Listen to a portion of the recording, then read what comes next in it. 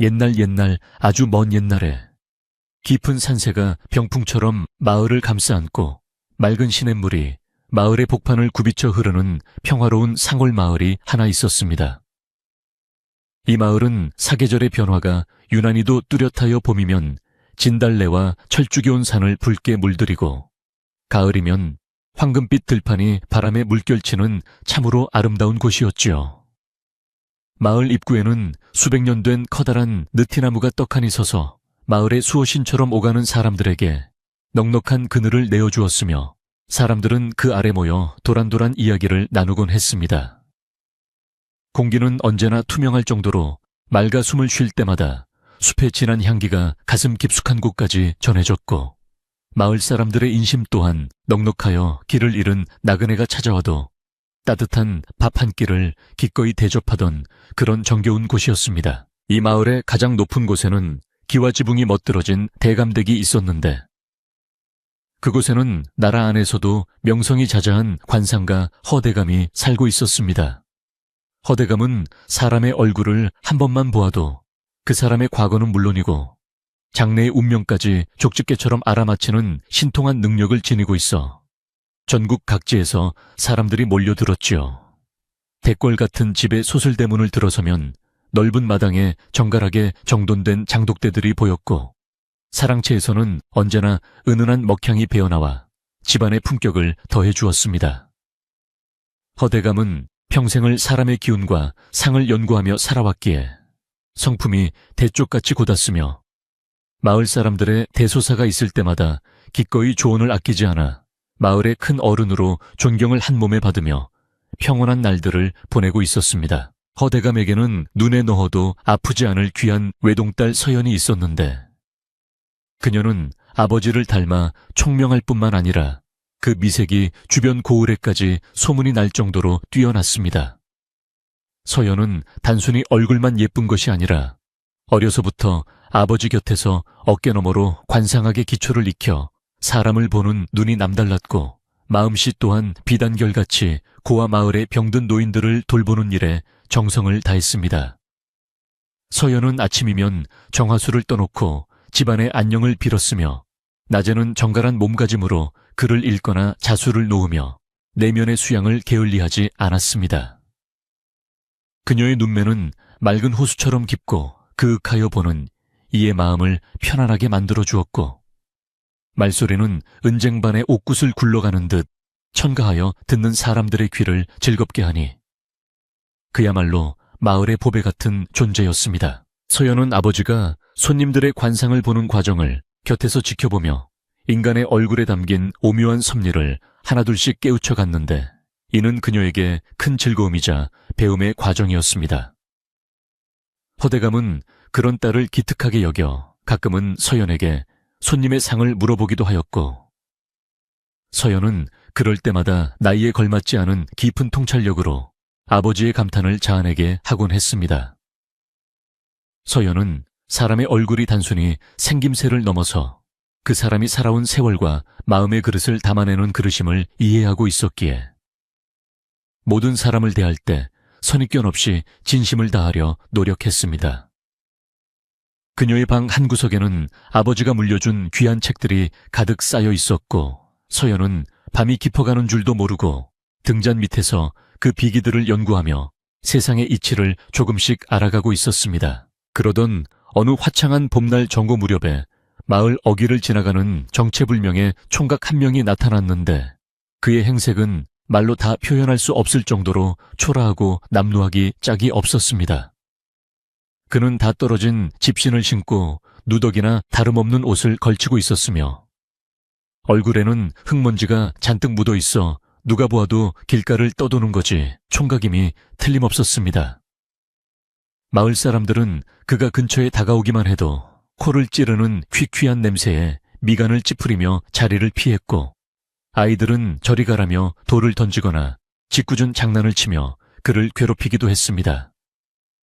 하지만 그 거짓 총각은 사람들의 멸시와 조롱에도 아랑곳하지 않고 그저 허허실실 웃으며 느릿느릿한 걸음으로 마을길을 따라 대감집 근처까지 천천히 걸어 올라오고 있었습니다. 서연은 마침 마당으로 이어지는 작은 쪽문을 통해 밖을 살피다가 길가에 주저앉아 잠시 쉬고 있는 그 거지 총각의 모습과 우연히 눈이 마주치게 되었습니다.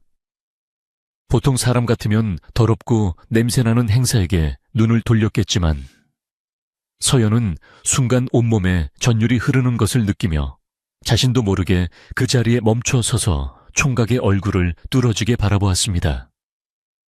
그의 헝클어진 머리카락 사이로 언뜻 보이는 이마는 넓고 평평하여 하늘의 기운을 담은 듯했고 흙먼지에 가려졌지만 그 눈빛만은 밤하늘의 북극성처럼 형형하게 빛나고 있었습니다.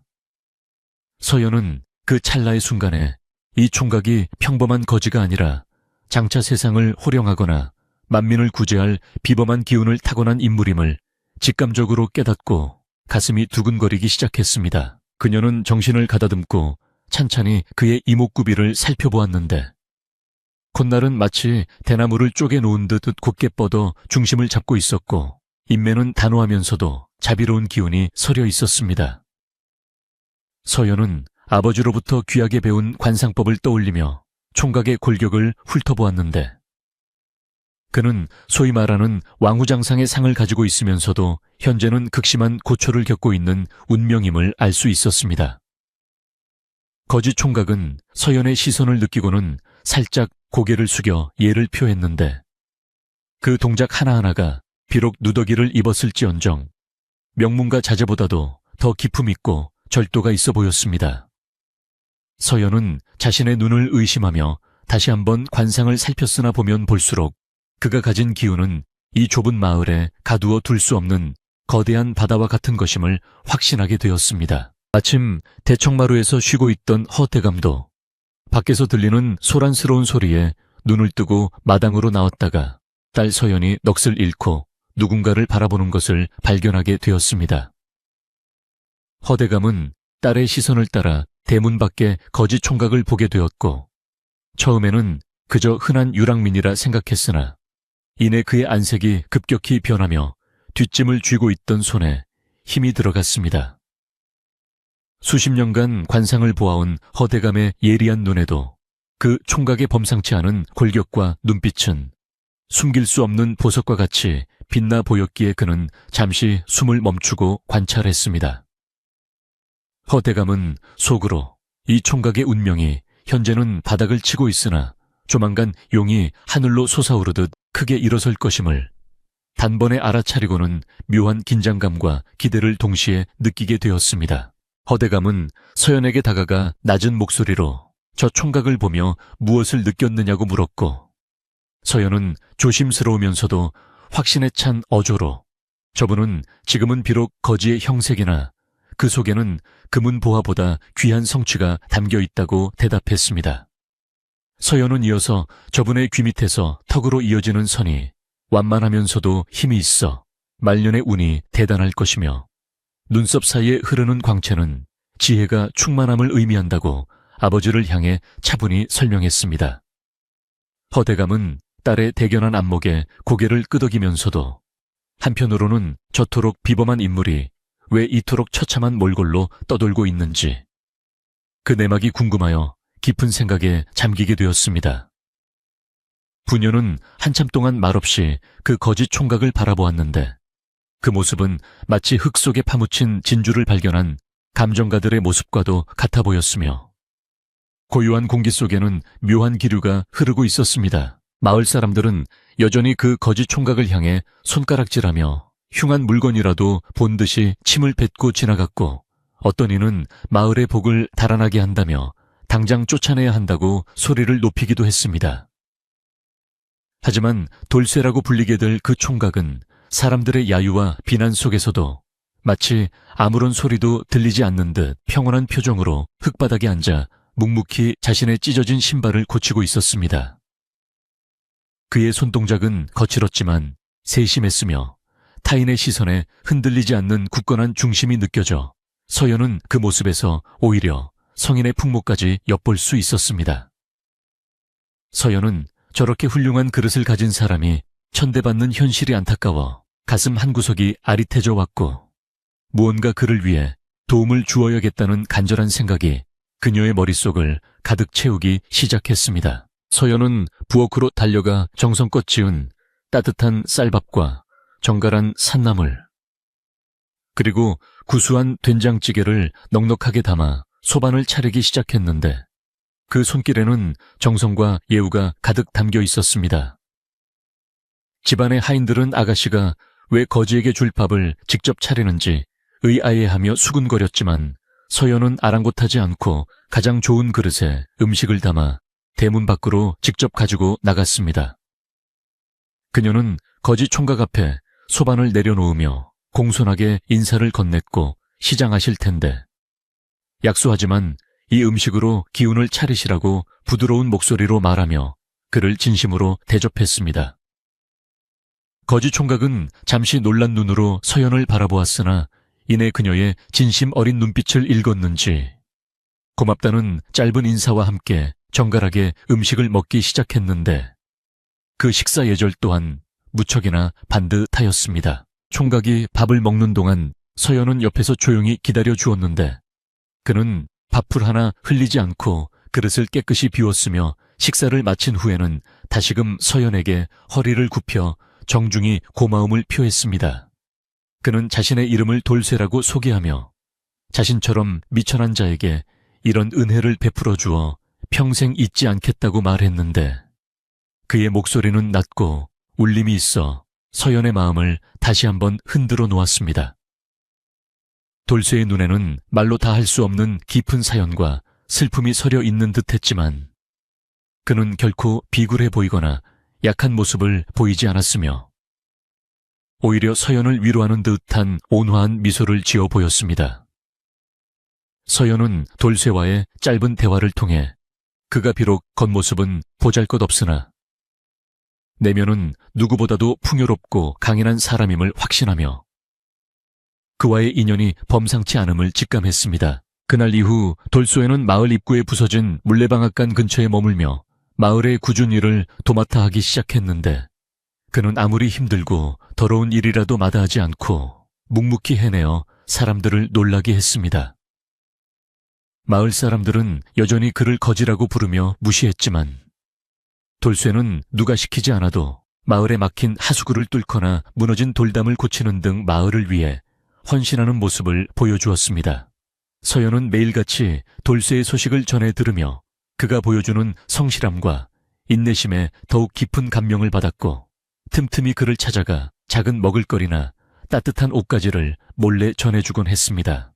허태감 역시 돌쇠의 행보를 멀리서 지켜보며 그가 가진 기운이 마을의 기운과 섞이며 서서히 변화를 일으키는 과정을 흥미롭게 관찰하고 있었으며 딸의 행동을 묵인하며 흐뭇해했습니다. 마을에는 어느덧 관상가댁 아가씨가 거지 총각을 챙긴다는 소문이 파다하게 퍼지기 시작했고 사람들은 서연이 너무 착해서 탈이라며 걱정 섞인 목소리로 속닥거리거나 혹은 부적절한 관계라며 흉을 보기도 했습니다.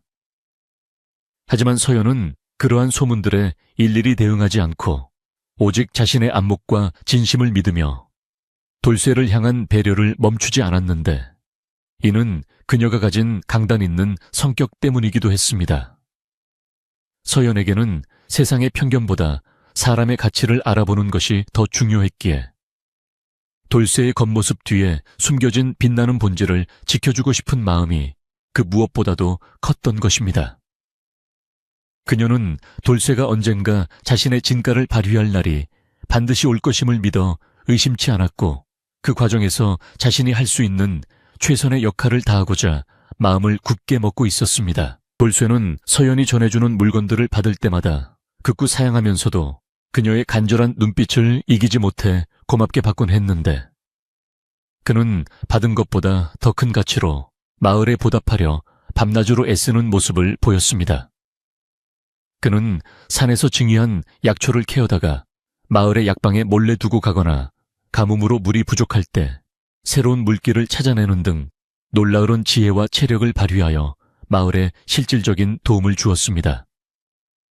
점차 마을 사람들의 시선도 조금씩 변하기 시작하여 그를 단순히 거지로만 보지 않고 마을에 복을 가져다주는 기특한 젊은이로 여기는 이들이 하나둘씩 생겨나기 시작했습니다.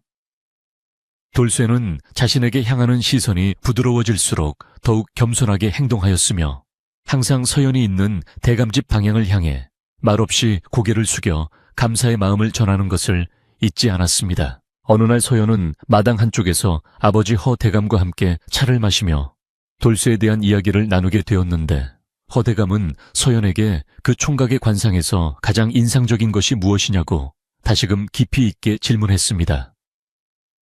서연은 잠시 생각을 가다듬더니 그의 귀 모양이 부처의 귀를 닮아 자비롭고 인중이 깊고 뚜렷하여 장수와 복록을 타고났으며 무엇보다 발걸음이 구름 위를 걷듯 가벼우니 이는 신선과 같은 풍모라고 답했습니다. 허 대감은 딸의 분석에 무릎을 치며 감탄하면서도 저 총각의 사주에는 큰 풍파가 한 번 더 남아있으니 그것을 어떻게 넘기느냐가 관건이 될 것이라고 의미심장한 예언을 덧붙였습니다.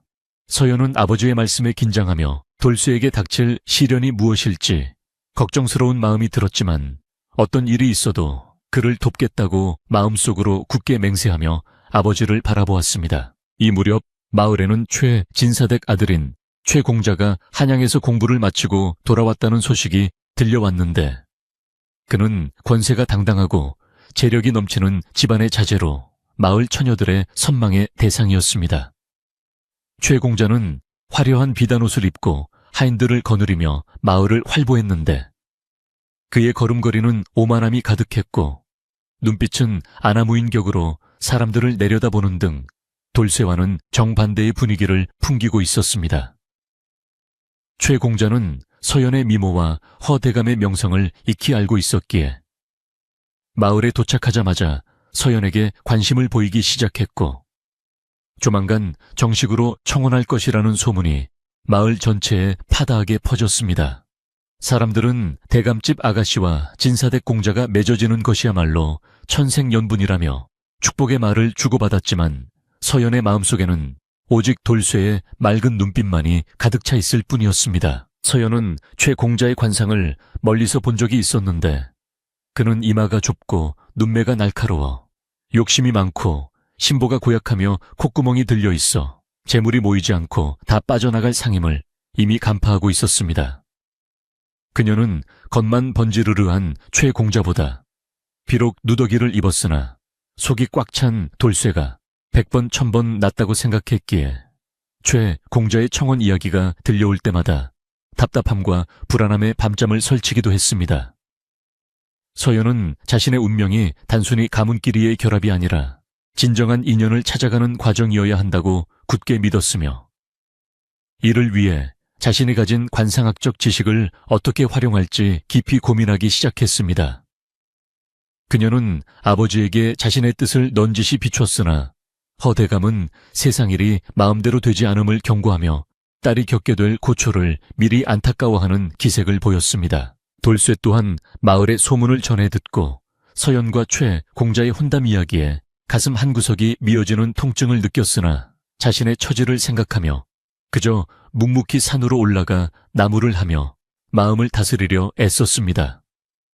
그는 자신이 서연에게 해줄 수 있는 것이 아무것도 없음을 한탄하면서도 그녀가 행복하기만을 바라는 일념으로 매일 밤 달을 보며 그녀의 평안을 기원하는 기도를 올리곤 했습니다. 돌쇠의 진심은 마을을 감싸는 밤공기를 타고 서연의 방 창가까지 전달되는 듯했으며 서연은 창문을 열고 달빛을 보며 돌쇠가 있는 물레방앗간 쪽을 하염없이 바라보며 눈물을 훔치기도 했습니다. 두 사람 사이에는 신분의 벽과 세상의 편견이라는 거대한 장애물이 놓여 있었지만 그들의 마음은 이미 서로를 향해 깊게 뿌리를 내리고 있었으며 운명의 수레바퀴는 서서히 돌아가기 시작했습니다. 서연은 어느 날 밤 꿈속에서 용 한 마리가 흙탕물 속에서 허덕이다가 화려한 비단옷을 입은 여인의 도움으로 승천하는 장면을 보게 되었는데 꿈에서 깨어난 후 그것이 돌쇠와 자신의 운명을 암시하는 태몽과도 같은 계시임을 깨달았습니다. 그녀는 꿈의 내용을 일기에 기록하며 반드시 돌쇠를 도와 그가 세상을 밝히는 등불이 되게 하겠노라 다짐했고 이를 위해 자신의 모든 지혜와 용기를 짜내어 다가올 폭풍우를 대비하기 시작했습니다. 서연은 돌쇠에게 줄 새로운 옷과 신발을 정성껏 마련해 두었으며 그가 글을 읽을 수 있도록 쉬운 책들을 골라 준비해 두는 등 그가 미래를 준비할 수 있도록 세심한 배려를 아끼지 않았습니다.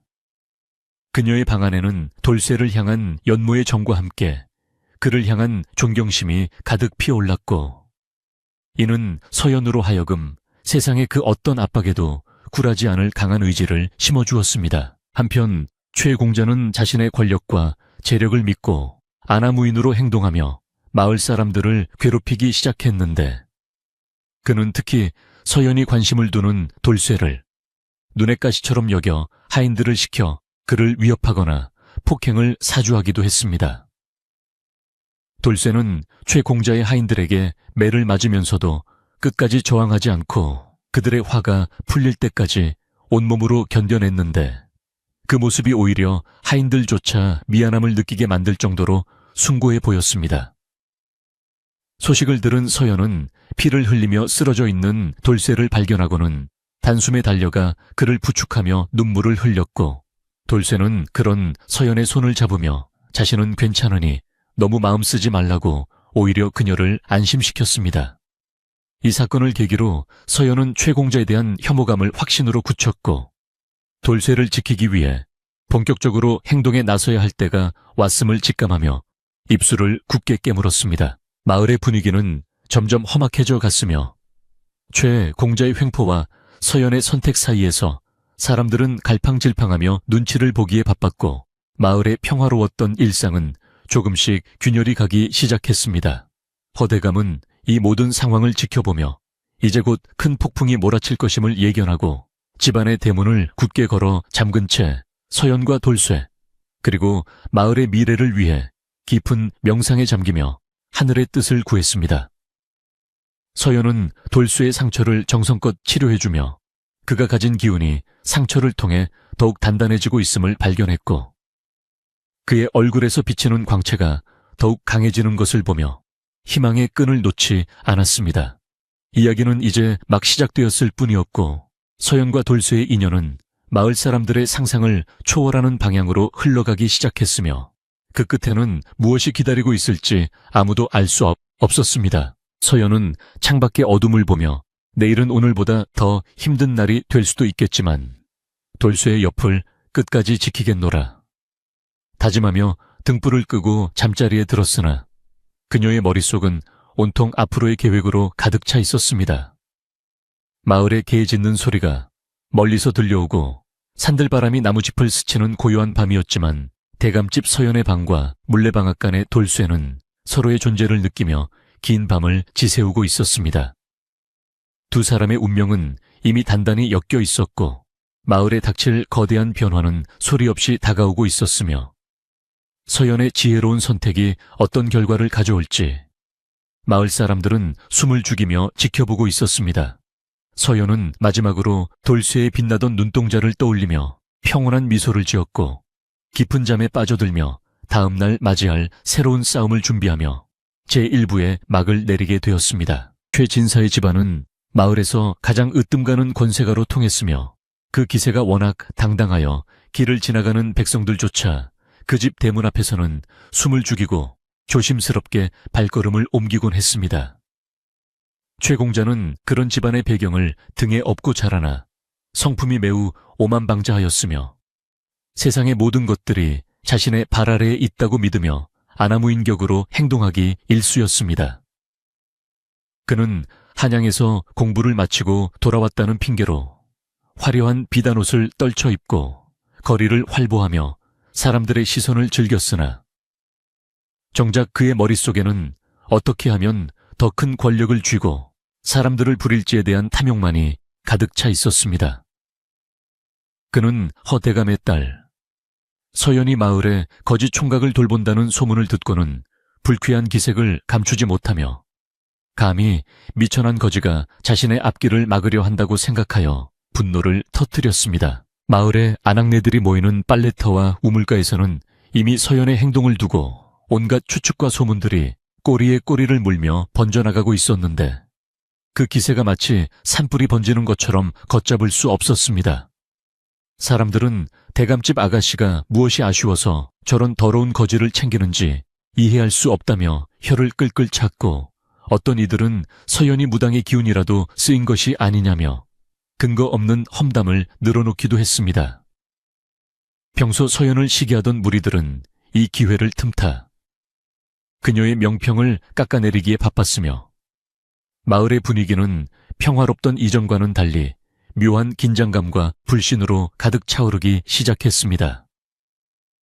사람들의 시선은 점차 날카로워졌고, 서연이 대문을 나설 때마다 등 뒤에서 들려오는 수군거림은 차가운 겨울바람보다 더 매섭게 그녀의 마음을 파고들며 상처를 남기고 있었습니다. 최 공자는 서연의 마음을 돌리기 위해 집안의 재력을 총동원하여 매일같이 징의한 선물들을 허 대감의 집으로 보내기 시작했는데, 그 상자 안에는 값비싼 비단과 보석들이 가득 담겨 있었습니다.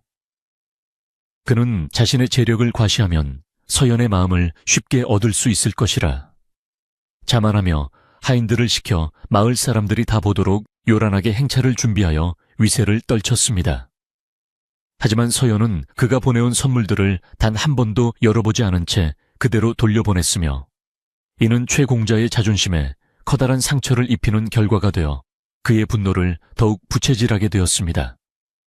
최 공자는 감히 자신을 거절하고 거짓 따위에게 마음을 두는 서연을 도저히 용서할 수 없다고 생각하며 돌쇠를 마을에서 완전히 몰아낼 사악한 계획을 조용히 꾸미기 시작했습니다. 어느 날 오후 최 공자는 자신의 하인들을 거느리고 장터 한복판에서 묵묵히 짐을 나르고 있던 돌쇠를 찾아가 일부러 발을 걸어 넘어뜨리고는 사람들 앞에서 그를 무참히 모욕하기 시작했습니다.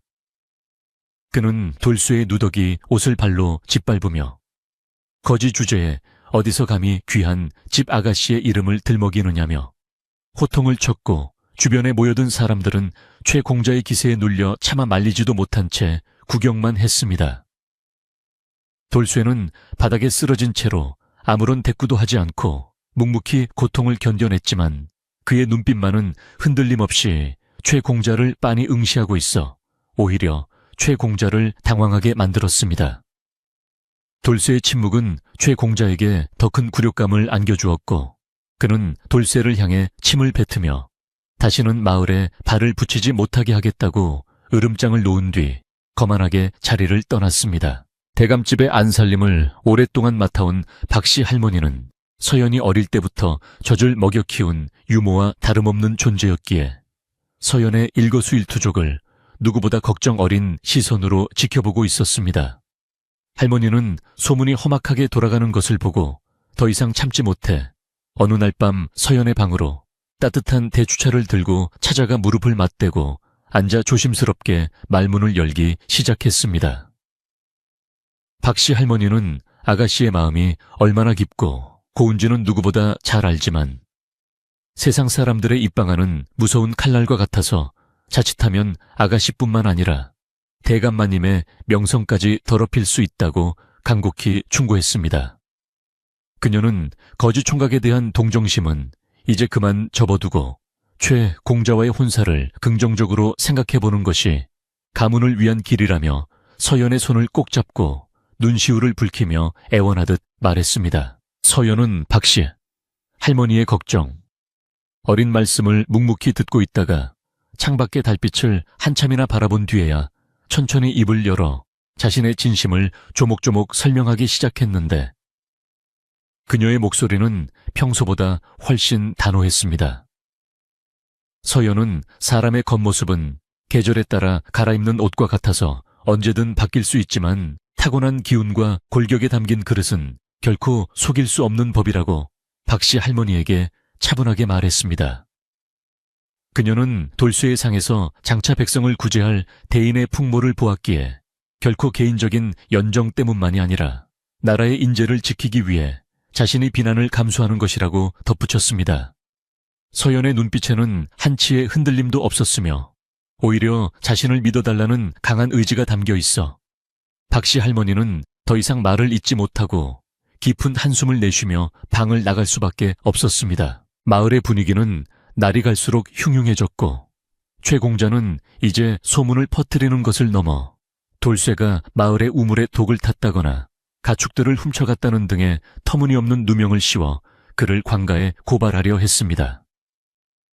최 공자는 마을 사람들을 돈으로 매수하여 거짓 증언을 하게 했으며 점차 돌쇠를 옹호하던 소수의 사람들조차 최 공자의 위협에 못 이겨 입을 닫거나 돌쇠를 멀리하기 시작했습니다. 이러한 억울한 상황 속에서도 돌쇠는 변명 한마디 하지 않고 매일 새벽같이 일어나 마을 산속의 약수를 기르다가 노인들의 집 앞에 몰래 두고 오는 등 자신의 선행을 멈추지 않았습니다. 서연은 돌쇠가 겪고 있는 고초를 보며 가슴이 찢어지는 듯한 아픔을 느꼈지만 지금은 때가 아님을 알고 묵묵히 뒤에서 그를 지원하며 아버지가 가르쳐준 인내의 시간을 견뎌내고 있었습니다. 허대감 또한 집안으로 쏟아지는 비난의 화살을 모르는 체하며 서재에 틀어박혀 지냈으나 그의 귀는 항상 마을의 민심과 하늘의 기운을 살피는 데 열려 있었고 딸의 선택이 옳았음을 증명할 기회를 기다렸습니다. 그는 최 공자의 상에서 발견한 파멸의 징조가 머지않아 현실로 나타날 것을 예견하고 있었기에 서연에게 조급해하지 말라고 다독이며 집안의 기강을 바로 세우는데 주력했습니다. 허대감은 마을 사람들이 대문을 두드리며 항의할 때도 허허 웃으며 사람의 운명은 하늘에 달린 것이니 조금 더 지켜보자고 여유롭게 대처하며 노련한 관상가로서의 면모를 보여주었습니다.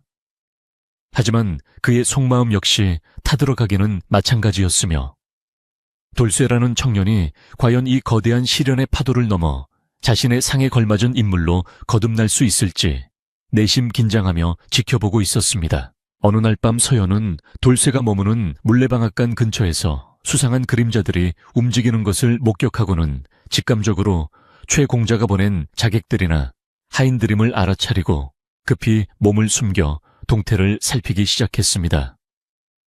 그들은 어둠 속에서 몽둥이를 들고 돌쇠를 습격하려 준비하고 있었으며 그들의 대화 속에서 돌쇠를 영영불구가 되게 하라는 최 공자의 잔인한 명령이 내려졌음을 알게 되었습니다. 서연은 심장이 터질 듯이 뛰었지만 당황하지 않고 근처의 징을 크게 울려 마을 사람들을 깨우는 동시에 대감집 머슴들을 불러 모아 현장으로 달려가 돌쇠를 보호하려 애썼습니다.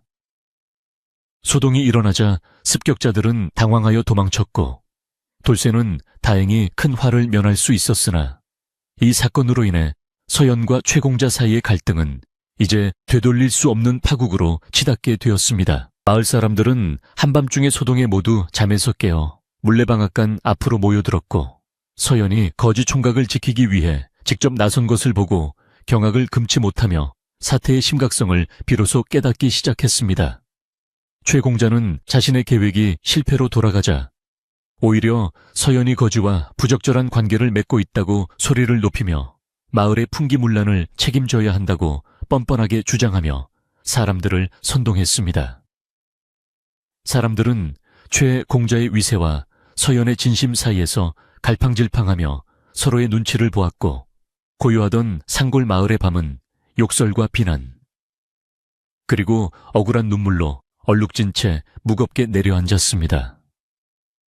서연은 돌쇠의 곁에 서서 당당하게 군중들을 바라보았고 그녀의 맑은 눈빛은 어둠 속에서도 빛을 발하며 부정한 자들의 마음을 꿰뚫어 보는 듯한 위엄을 뿜어내고 있었습니다. 날이 밝자 최진사는 허대감의 집을 직접 찾아와 자신의 아들과 서연의 혼사를 강압적으로 요구하며 만약 이를 거절할 경우 대감의 관상가로서의 명예를 실추시키고 마을에서 내쫓겠다고 협박을 서슴지 않았습니다.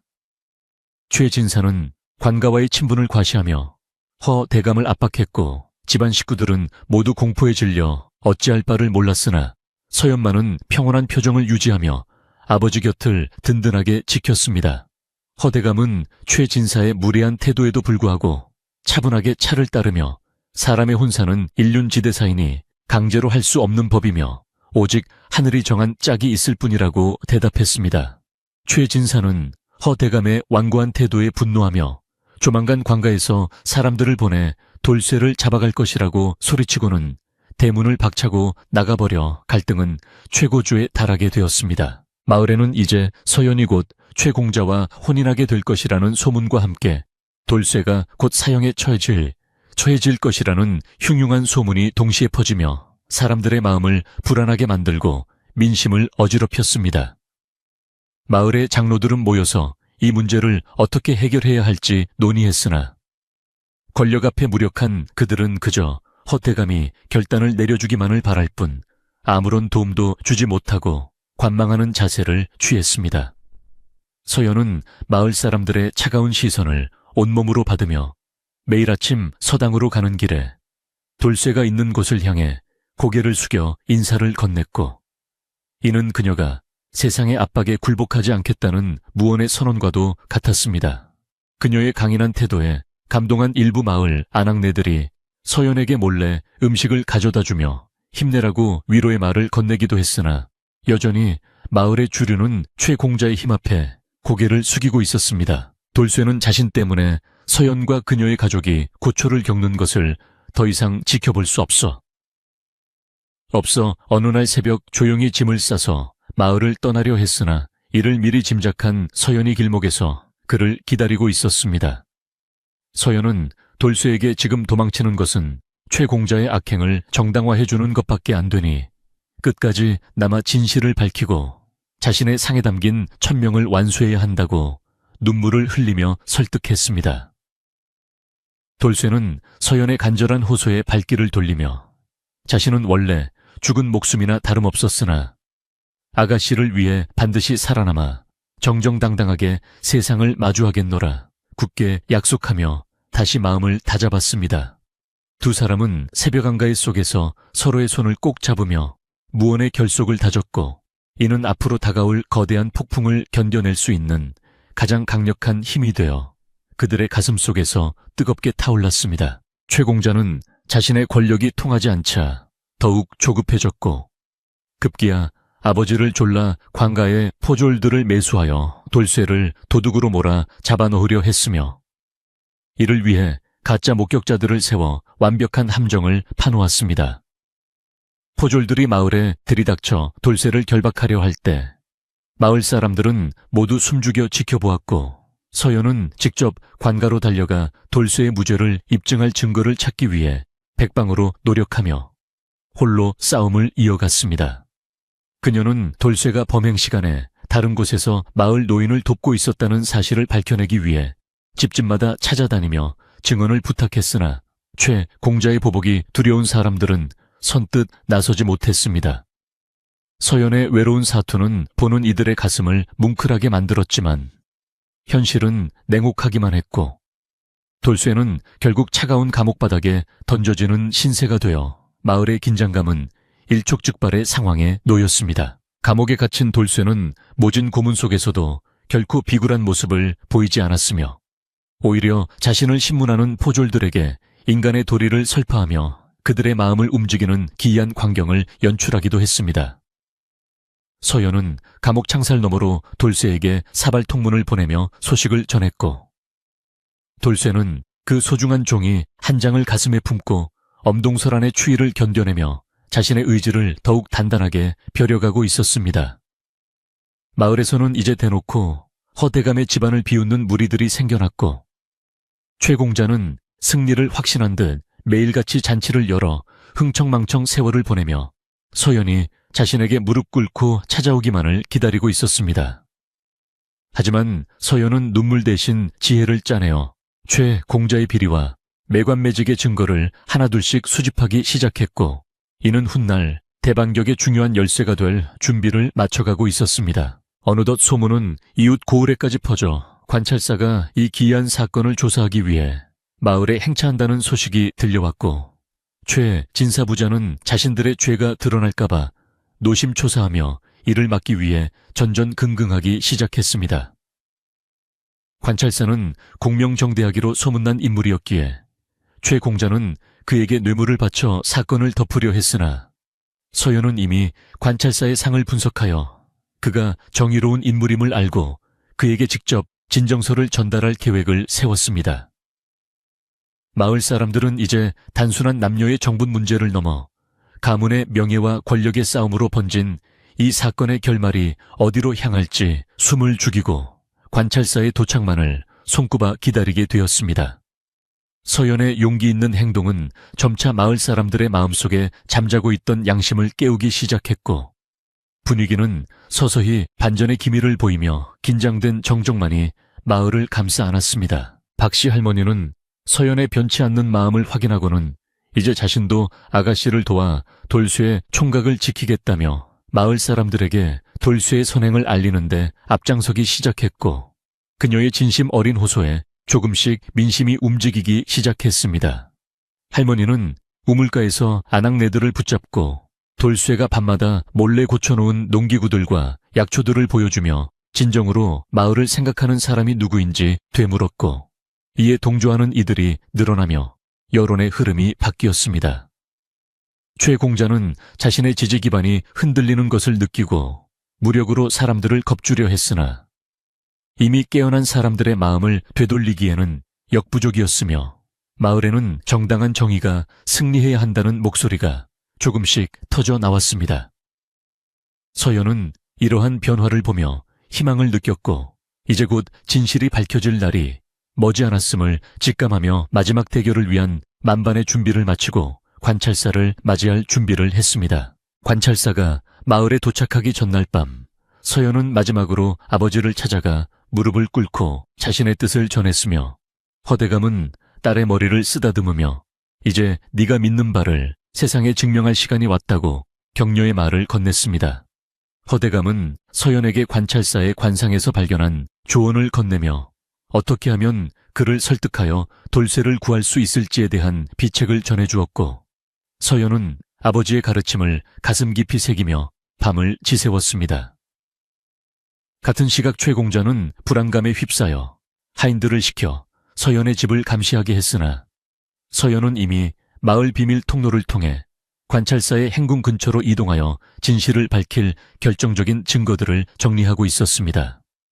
마을의 개들은 밤새 짖어대며 평화롭지 못한 밤을 알렸고, 산속의 소쩍새 울음소리는 마치 다가올 운명의 날을 예고하는 듯 구슬프게 들려오는 긴박한 밤이 깊어갔습니다. 서연은 돌쇠의 얼굴을 떠올리며 그가 감옥에서 겪고 있을 고초를 생각하니 잠이 오지 않았으나, 그럴수록 정신을 맑게 하여 내일의 전투를 준비했고, 그녀의 눈빛은 그 어느 때보다 날카롭고 명징하게 빛나고 있었습니다. 그녀는 최 공자의 화려한 겉모습에 가려진 추악한 본성을 낱낱이 파헤칠 준비를 마쳤고, 돌쇠의 남루한 행색 뒤에 숨겨진 고귀한 가치를 세상에 드러낼 순간만을 기다리며 정갈하게 옷무새를 다듬었습니다. 마을의 집들은 등불을 하나둘씩 끄고 어둠 속으로 잦아들었지만, 대감집 서연의 방과 최진사 댁에 거쳐 그리고 차가운 감옥의 돌쇠는 각기 다른 생각으로 내일을 기다리며 숨가쁜 호흡을 이어가고 있었습니다. 제2부에 막이 내리는 이 순간, 마을을 감싸는 긴장감은 폭발하기 직전의 화상과 같았으며, 서연의 지혜가 과연 권력의 횡포를 이길 수 있을지 모두의 관심이 집중되었습니다. 이튿날 아침 마을 어귀에는 관찰사의 행차를 알리는 우렁찬 나팔 소리가 울려 퍼졌고, 사람들은 모두 거리로 나와 엎드려 행렬을 맞이했으며, 최 진사부자는 가장 앞줄에 서서 비굴한 미소를 지으며 관찰사를 반겼습니다. 관찰사는 엄숙한 표정으로 마을의 중심부에 자리를 잡았고, 서연은 정갈한 차림으로 관찰사 앞에 나아가 억울함을 호소하며 돌쇠를 구하기 위한 담대한 첫발을 내디뎠는데, 그녀의 모습은 마치 한 마리의 우아한 학과도 같았습니다. 사람들은 서연의 당당한 태도에 숨을 멈추고 지켜보았고, 최 공자는 당황한 기색을 감추며 서연을 가리켜 미친 여인이라 소리쳤으나, 관찰사의 차가운 눈빛 한 번에 입을 다물고 뒷걸음질 칠 수밖에 없었습니다. 이제 모든 진실이 드러날 심판의 시간이 시작되었고, 서연의 입술이 열리는 순간 마을의 운명과 돌쇠의 생사가 결정될 장엄한 서막이 오르며 긴장감은 극에 달하게 되었습니다. 서연은 관찰사에게 돌쇠의 관상이 비범함을 설명하며 그가 저지르지도 않은 죄로 옥고를 치르는 것이 나라의 큰 손실임을 조리 있게 설파하기 시작했고, 그녀의 논리 정연한 말솜씨에 관찰사는 깊은 감명을 받은 듯 고개를 끄덕였습니다. 최 공자는 필사적으로 항변하려 했으나 서연이 미리 준비한 최 공자의 비리, 장부와 증인들의 고백이 쏟아져 나오자 그의 얼굴은 순식간에 흑빛으로 변하며 사시나무 떨듯 몸을 떨기 시작했습니다. 관찰사는 돌쇠를 즉각 이 자리로 불러오라 명했고, 감옥에서 풀려나 관찰사 앞에 선 돌쇠의 모습은 비록 초췌했으나 그에게서 뿜어져 나오는 위험은 가히 범접할 수 없는 기운을 내뿜고 있어 좌중을 압도했습니다. 서연은 돌쇠의 눈을 바라보며 미소를 지었고, 돌쇠 역시 서연에게 감사의 눈빛을 보내며 두 사람의 굳건한 신뢰가 결실을 보는 순간이 다가오고 있음을 만천에 알리게 되었습니다. 마을 사람들은 눈앞에서 벌어지는 놀라운 광경에 말을 잇지 못했고, 권력에 아부하던 이들은 슬금슬금 뒤로 물러나며 자신의 안위를 걱정하기 시작했으며, 돌쇠를 비난하던 목소리는 찬양의 소리로 서서히 바뀌어 갔습니다. 서연은 마지막으로 관찰색에 사람을 보는 법은 눈이 아니라 마음으로 보아야 함을 강조하며 돌쇠의 결백을 다시 한번 호소했고, 관찰사는 그 자리에서 돌쇠의 무죄를 선포함과 동시에 최 공자의 죄상을 엄히 다스리겠다 명했습니다.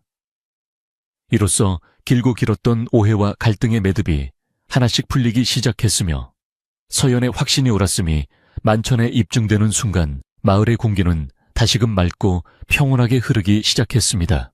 하지만 최 공자의 집안이 쉽게 물러나지 않을 것임을 예고하는 듯한 불길한 그림자가 여전히 남아있어 이야기는 다음 국면으로 넘어가며 새로운 긴장감을 예고하고 있었습니다. 설어연은 돌쇠의 손을 잠시 잡았다가 놓으며 이제부터가 진정한 시작임을 서로에게 속삭였고, 두 사람을 바라보는 허대감의 얼굴에는 만감이 교차하는 듯 여튼 미소가 번지며 안도의 숨을 내쉬는 모습이 보였습니다. 마을의 햇살은 눈부시게 쏟아져 내리며 두 사람의 앞날을 축복하는 듯 했으나 최 진사의 집 쪽에서는 여전히 검은 연기가 피어오르고 있어 끝나지 않은 싸움을 암시하며 제2부를 마무리하게 되었습니다. 사람들은 이제 서연을 더 이상 미친 여인이라 부르지 않았고, 지혜로운 선견지명을 가진 보배 같은 아가씨로 추앙하기 시작했으나, 서연은 그런 명성보다는 오직 돌쇠의 평안과 정의의 실현만을 생각하며 마음을 가다듬었습니다. 고요해진 마을 광장에는 정의의 승리를 기뻐하는 나지막한 속삭임이 퍼져나갔고, 서연과 돌쇠의 인연은 더욱 단단한 뿌리를 내리며 다음 장을 향한 힘찬 발걸음을 내딛기 시작했습니다. 관찰사가 다녀간 뒤 마을의 공기는 잠시 활기를 찾는 듯 했으나, 유난히도 무더운 초여름의 햇살이 내리쬐기 시작하면서 산골 마을에는 예년과 다른 불길한 징조들이 하나둘씩 나타나기 시작했습니다. 마을의 젖줄과 같던 시냇물은 바닥을 드러내어 하얀 돌멩이들만 앙상하게 남았고, 농부들이 애지중지 가꾸던 논바닥은 거북이 등껍질처럼 갈라져 농사꾼들의 한숨 소리가 끊이지 않고 골목마다 가득 차올랐습니다. 사람들은 이 극심한 가뭄이 마을에 닥친 애군이라며 두려워했고, 평소 인색하기로 소문난 최진사댁은 자신들의 깊은 우물에 자물쇠를 채우고는 목마른 이웃들에게 물 한 바가지조차 나누어 주지 않는 매정한 행태를 보였습니다. 서연은 타들어가는 들판을 바라보며 마을을 살릴 방도를 고민하던 중 돌쇠의 눈빛 속에 담긴 비범한 지혜를 다시금 떠올리며 그와 함께 이 위기를 헤쳐나갈 결심을 굳히고 정갈한 마음으로 기도를 올렸습니다. 최 공자는 가뭄을 틈타 마을의 남은 토지마저 헐값에 사들이려 획책하며 사람들의 고통을 자신의 배를 불리는 기회로 삼으려 했고, 그의 얼굴에는 탐욕스러운 기운이 더욱 짙게 깔려보는 이들로 하여금 눈살을 찌푸리게 만들었습니다. 그는 관찰사의 질책을 받았음에도 반성하기는커녕 서연에게 복수할 기회만을 엿보고 있었으며, 밤마다 하인들을 시켜 돌쇠가 머무는 물레방앗간 근처에 오물을 뿌리거나 삿된 소문을 퍼뜨려 마을의 질서를 어지럽혔습니다. 마을의 노인들은 최 공자의 이런 아나무인격인 행동을 보고 장차 저 집안에 큰 화가 닥칠 것이라며 혀를 끌끌 찼으나 힘없는 백성들은 그저 최 진사댁의 눈치만 보며 하루하루를 눈물로 지새울 뿐이었습니다.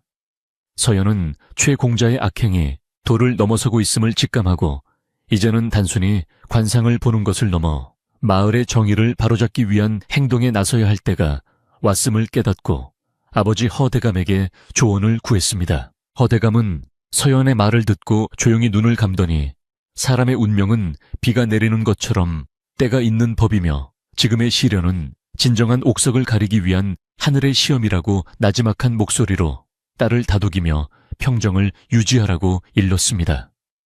그는 돌쇠의 관상에서 보았던 대귀의 기운이 이제 곧 발현될 시점이 다가오고 있음을 알고 있었기에 서연에게 조급해하지 말고 돌쇠가 가진 잠재된 능력이 스스로 빛을 발할 수 있도록 옆에서 묵묵히 지켜봐 주라고 당부했습니다.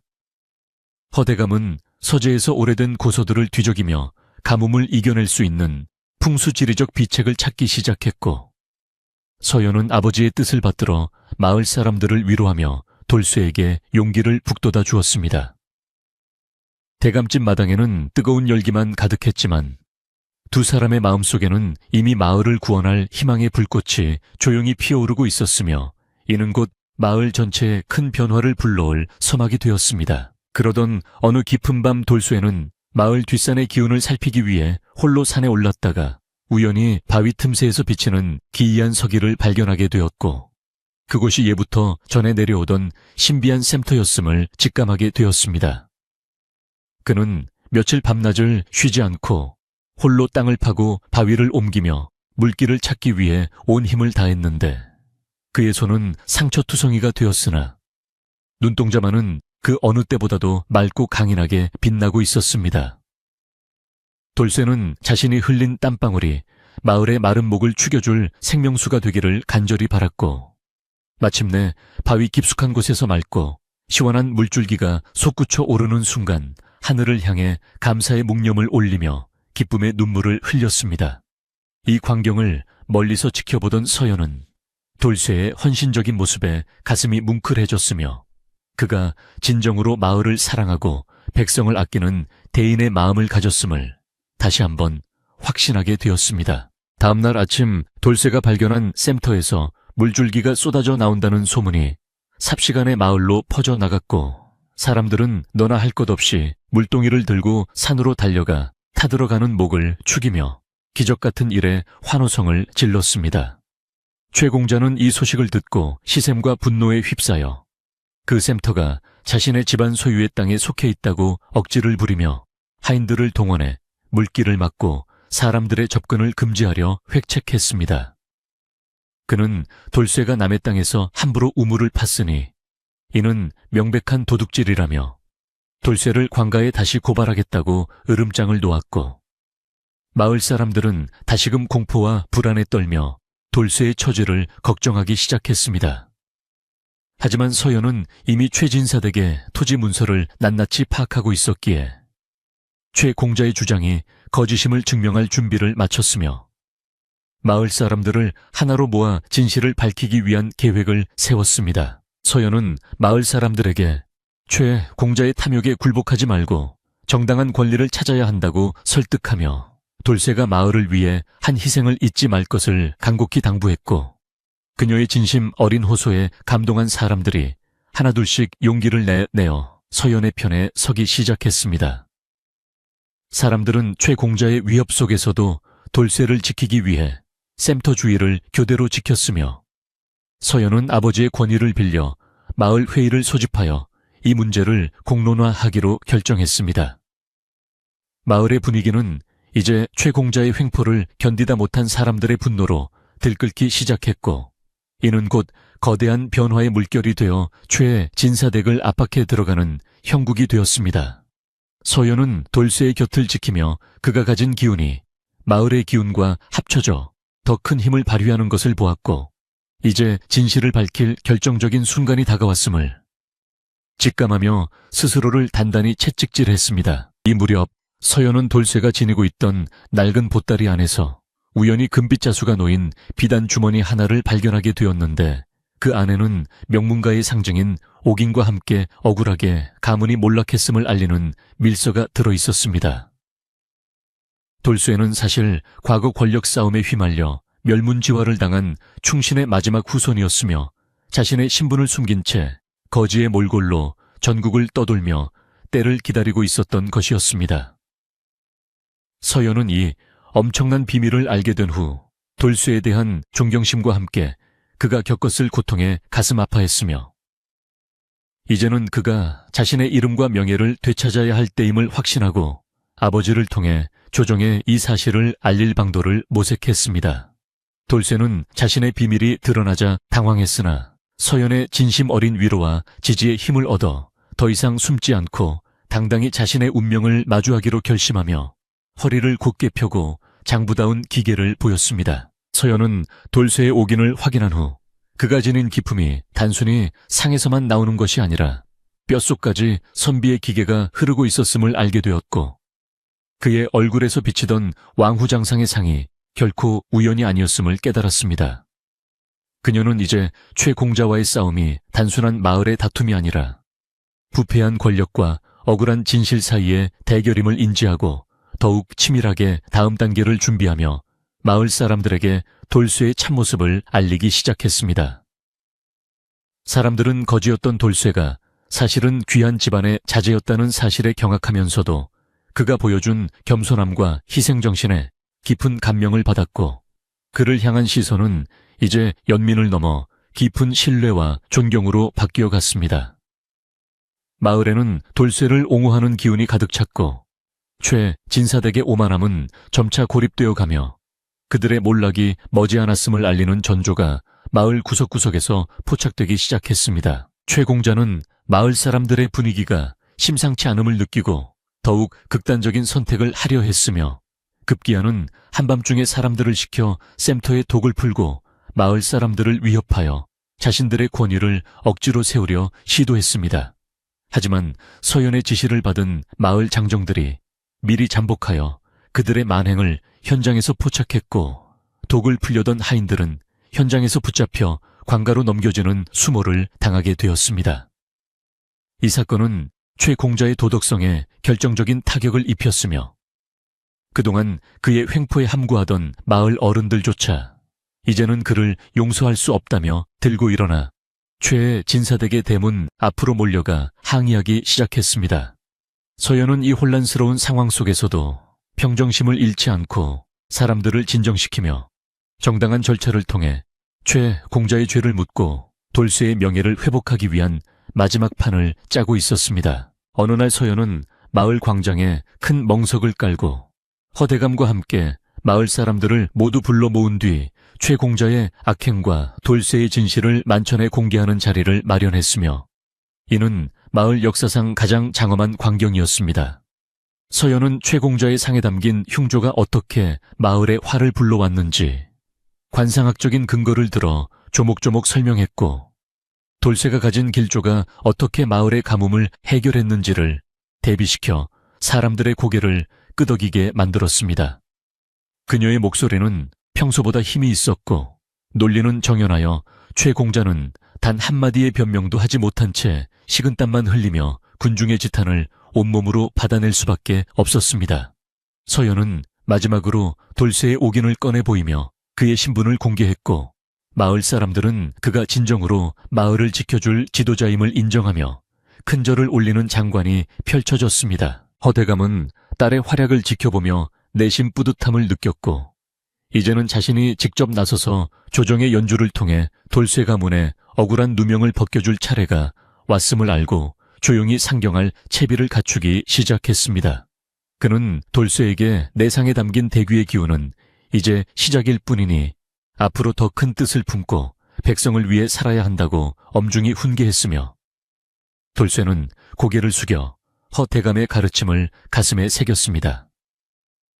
서연은 돌쇠와 함께 마을의 평화를 되찾기 위해 구슬땀을 흘리며 가뭄을 이겨낼 저수지 공사를 진두지휘했고 마을 사람들은 자발적으로 참여하여 힘을 보태니 마을은 어느새 활기가 넘치는 희망의 터전으로 변모해 갔습니다. 이제 최공자의 세력은 급격히 위축되었고 그의 집안에는 근심과 질병의 그림자가 드리우기 시작하며 그들의 악행이 부메랑이 되어 돌아오고 있음을 만천에 보여주었습니다. 가을이 가까워지자 마을에는 기적처럼 단비가 내리기 시작했고 사람들은 하늘이 돌쇠와 서연의 진심에 응답한 것이라며 빗속에서 춤을 추고 기쁨을 만끽했으며 서연은 빗물을 맞으며 평온한 미소를 지었습니다. 돌쇠는 빗물을 모아 마을 사람들의 논에 골고루 나누어주며 자신의 이익보다 공동체의 안녕을 먼저 생각하는 성인의 풍모를 보여주었고 그의 주변에는 언제나 사람들이 모여들어 그의 지혜를 구하곤 했습니다. 서연은 돌쇠와 함께 비 내리는 창가에 앉아 마을의 미래를 설계하며 서로에 대한 깊은 애정과 신뢰를 확인했고 두 사람의 앞날에는 이제 밝은 빛만이 가득할 것임을 마을의 풍경이 대신 말해주고 있었습니다. 하지만 최진사 부자는 여전히 뒤에서 음모를 꾸미고 있었기에 서연은 경계를 늦추지 않고 그들의 마지막 발악을 대비하며 집안의 기강을 더욱 엄격히 세워나갔습니다. 서연은 돌쇠에게 장차 한양에 올라가 과거를 치를 것을 권유하며 그가 가진 재능을 더 큰 무대에서 펼쳐야 한다고 격려했고 돌쇠는 서연의 뜻을 따라 밤낮으로 학문에 정진하며 문무를 겸비한 인재로 거듭나기 위해 노력했습니다. 그녀는 돌쇠가 공부하는 방에 매일같이 신선한 먹과 종이를 챙겨주었으며 그가 지칠 때마다 따뜻한 약차를 끓여주며 내조의 정성을 다했으니 그 정성이 가히 하늘을 감동하게 할 정도였습니다. 마을 사람들은 이제 두 사람을 향해 마을의 진정한 주인이라고 부르며 그들의 혼례 소식이 들려오기를 손꼽아 기다렸으나 서연은 돌쇠가 가문의 명예를 회복한 뒤에 정식으로 인연을 맺기를 바라는 신중한 태도를 보였습니다. 고요한 밤 대감집 서재에서 들려오는 돌쇠의 낭랑한 독서 소리는 마을의 어둠을 밝히는 희망의 노래가 되어 사람들의 가슴속에 깊이 울려 퍼지며 제3부의 긴장감을 갈무리해 갔습니다. 마을에는 이제 최공자의 흉담 대신 돌쇠의 위협과 서연의 지혜가 담긴 전설 같은 이야기들이 꽃피우기 시작했고 어린아이들까지도 돌쇠의 행동을 본받아 서로를 돕고 아끼는 풍습이 생겨나며 마을의 기운이 근본적으로 변모했습니다. 서연은 이러한 변화를 보며 자신이 관상가의 딸로서 해야 할 진정한 역할이 무엇인지 깨달았고 사람의 얼굴을 읽는 것은 결국 그 사람의 마음을 얻고 세상을 이롭게 하는 길임을 가슴 깊이 새겼습니다. 그녀는 최 공자의 몰락 과정을 지켜보며 권불 10년 화무 11홍이라는 말처럼 부정한 권력은 오래가지 못한다는 이치를 다시금 확인했고 자신과 돌쇠는 변치 않는 진심으로 마을을 지키겠노라 다짐했습니다. 이야기는 이제 최공자의 비참한 말로 와 돌쇠의 화려한 비상을 향해 달려가고 있었으며 그 과정에서 서연이 보여줄 담대한 결단이 무엇일지 모두가 숨죽이며 지켜보는 가운데 긴 겨울의 준비가 시작되었습니다. 최공자는 자신의 재산이 줄어들고 마을 사람들의 지탄이 이어지자 정신적으로 불안 증세를 보이며 밤마다 환영에 시달리는 등 급격히 쇠락해갔고 그 예상은 이제 죽음의 그림자가 드리운 흉상으로 변해버리고 말았습니다. 서연은 그를 동정하면서도 그가 저지른 업보이기에 스스로 감당해야 할 몫이라 생각하며 냉철하게 상황을 관조했고 대신 고통받는 최진사 댁 하인들에게 몰래 양식을 나누어주며 자비를 베풀었습니다. 돌쇠는 최공자의 쇠락을 보며 권력의 무상함을 느끼고 더욱 자신을 낮추며 겸손하게 행동했고 이는 마을 사람들에게 더 큰 감동을 주어 그의 인망은 날로 높아져만 갔습니다. 서연과 돌쇠의 인연은 시련을 거치며 더욱 단단한 강철처럼 벼려졌고 이제 마을은 과거의 갈등을 딛고 하나의 공동체로서 다시 일어설 준비를 마쳤으며 서연은 그 선두에서 등불을 밝히는 역할을 완벽히 수행해냈습니다. 어느 날 서연은 꿈속에서 다시 한번 용을 보았는데 이번에는 용이 여의주를 물고 구름 위로 솟아오르며 온 마을에 꽃비가 내리는 꿈을 꾸었고 이는 돌쇠의 성공과 마을의 번영을 확신하게 하는 길몽임을 알아차렸습니다. 그녀는 꿈 이야기를 돌쇠에게 들려주며 자신감을 불어넣어 주었고 돌쇠는 서연의 손을 잡으며 반드시 뜻을 이루어 당신의 안목이 틀리지 않았음을 세상에 증명해 보이겠노라. 뜨겁게 맹세했습니다. 두 사람의 사랑은 단순한 남녀의 정을 넘어 같은 뜻을 품은 동지로서의 유대로 승화되었으며 이는 그 어떤 외부의 압박이나 시련에도 결코 꺾이지 않을 강한 생명력을 지니고 있었습니다.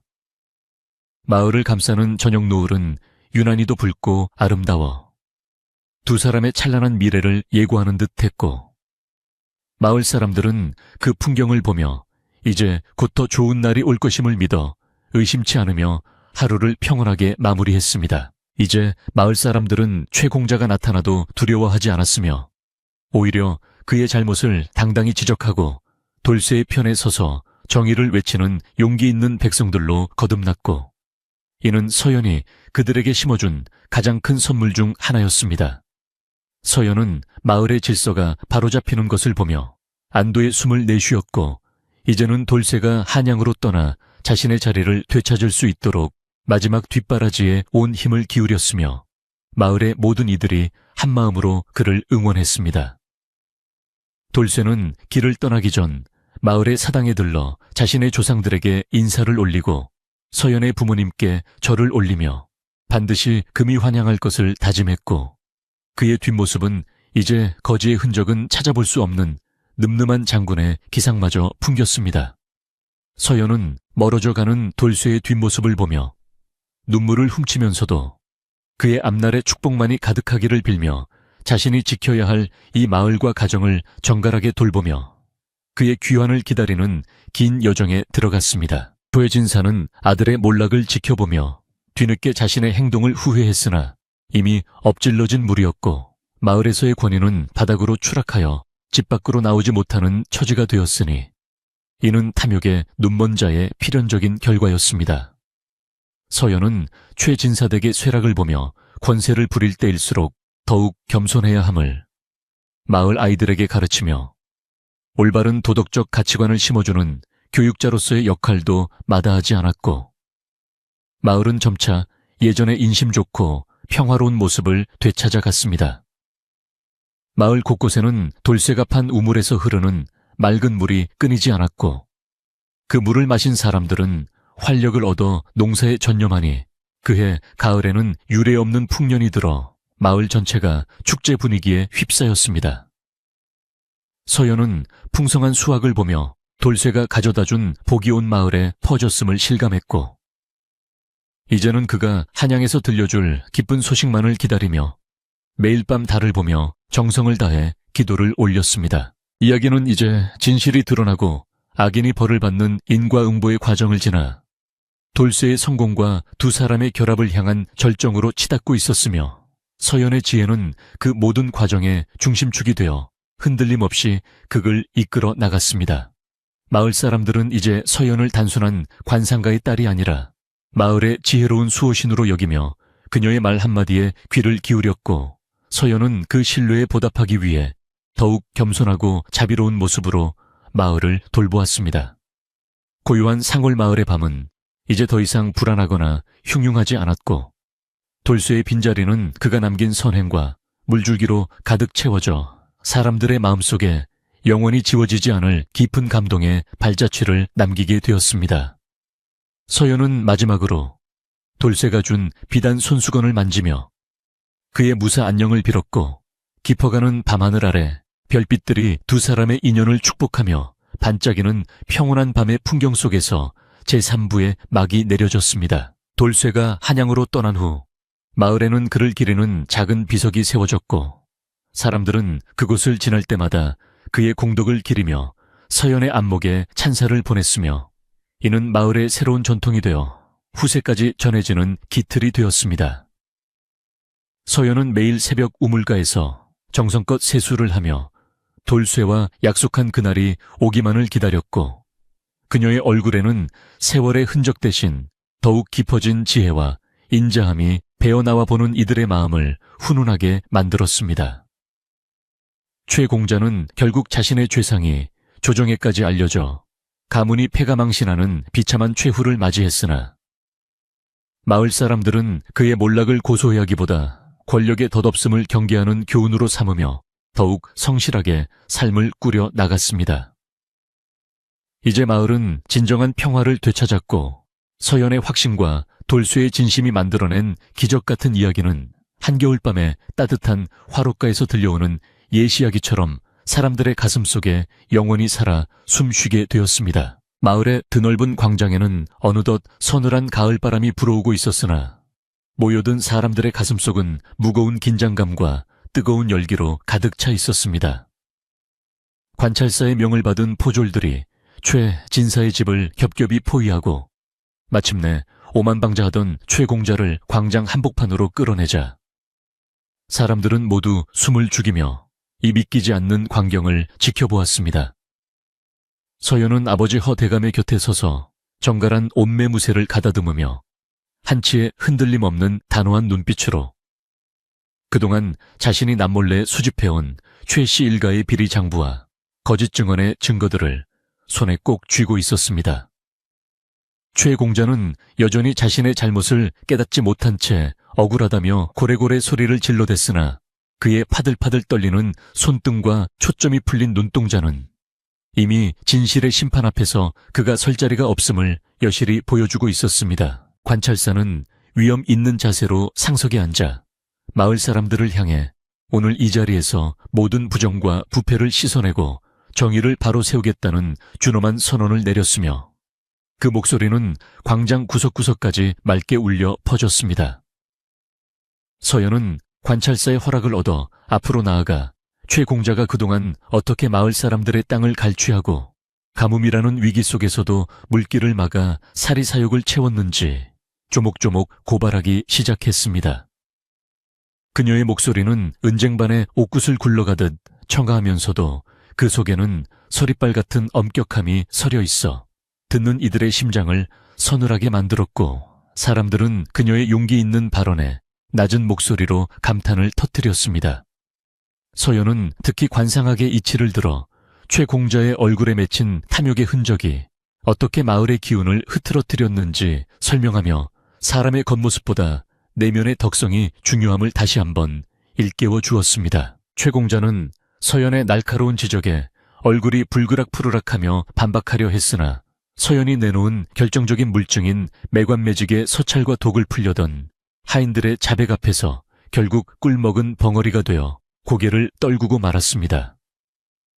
마을 사람들은 그동안 최 씨 일가의 위세에 눌려 참아 입 밖으로 내지 못했던 억울한 사연들을 하나둘씩 쏟아내기 시작했고 광장은 순식간에 진실을 갈구하는 백성들의 함성으로 가득 차올랐습니다. 어둠 속에서 숨죽여 지내던 마을 장정들은 이제 당당히 어깨를 펴고 최 공자의 악행을 증언했으며 평소 인자하던 할머니들도 지팡이를 휘두르며 부정한 권력에 대한 분노를 표출하니 정의의 파도는 걷잡을 수 없이 커졌습니다.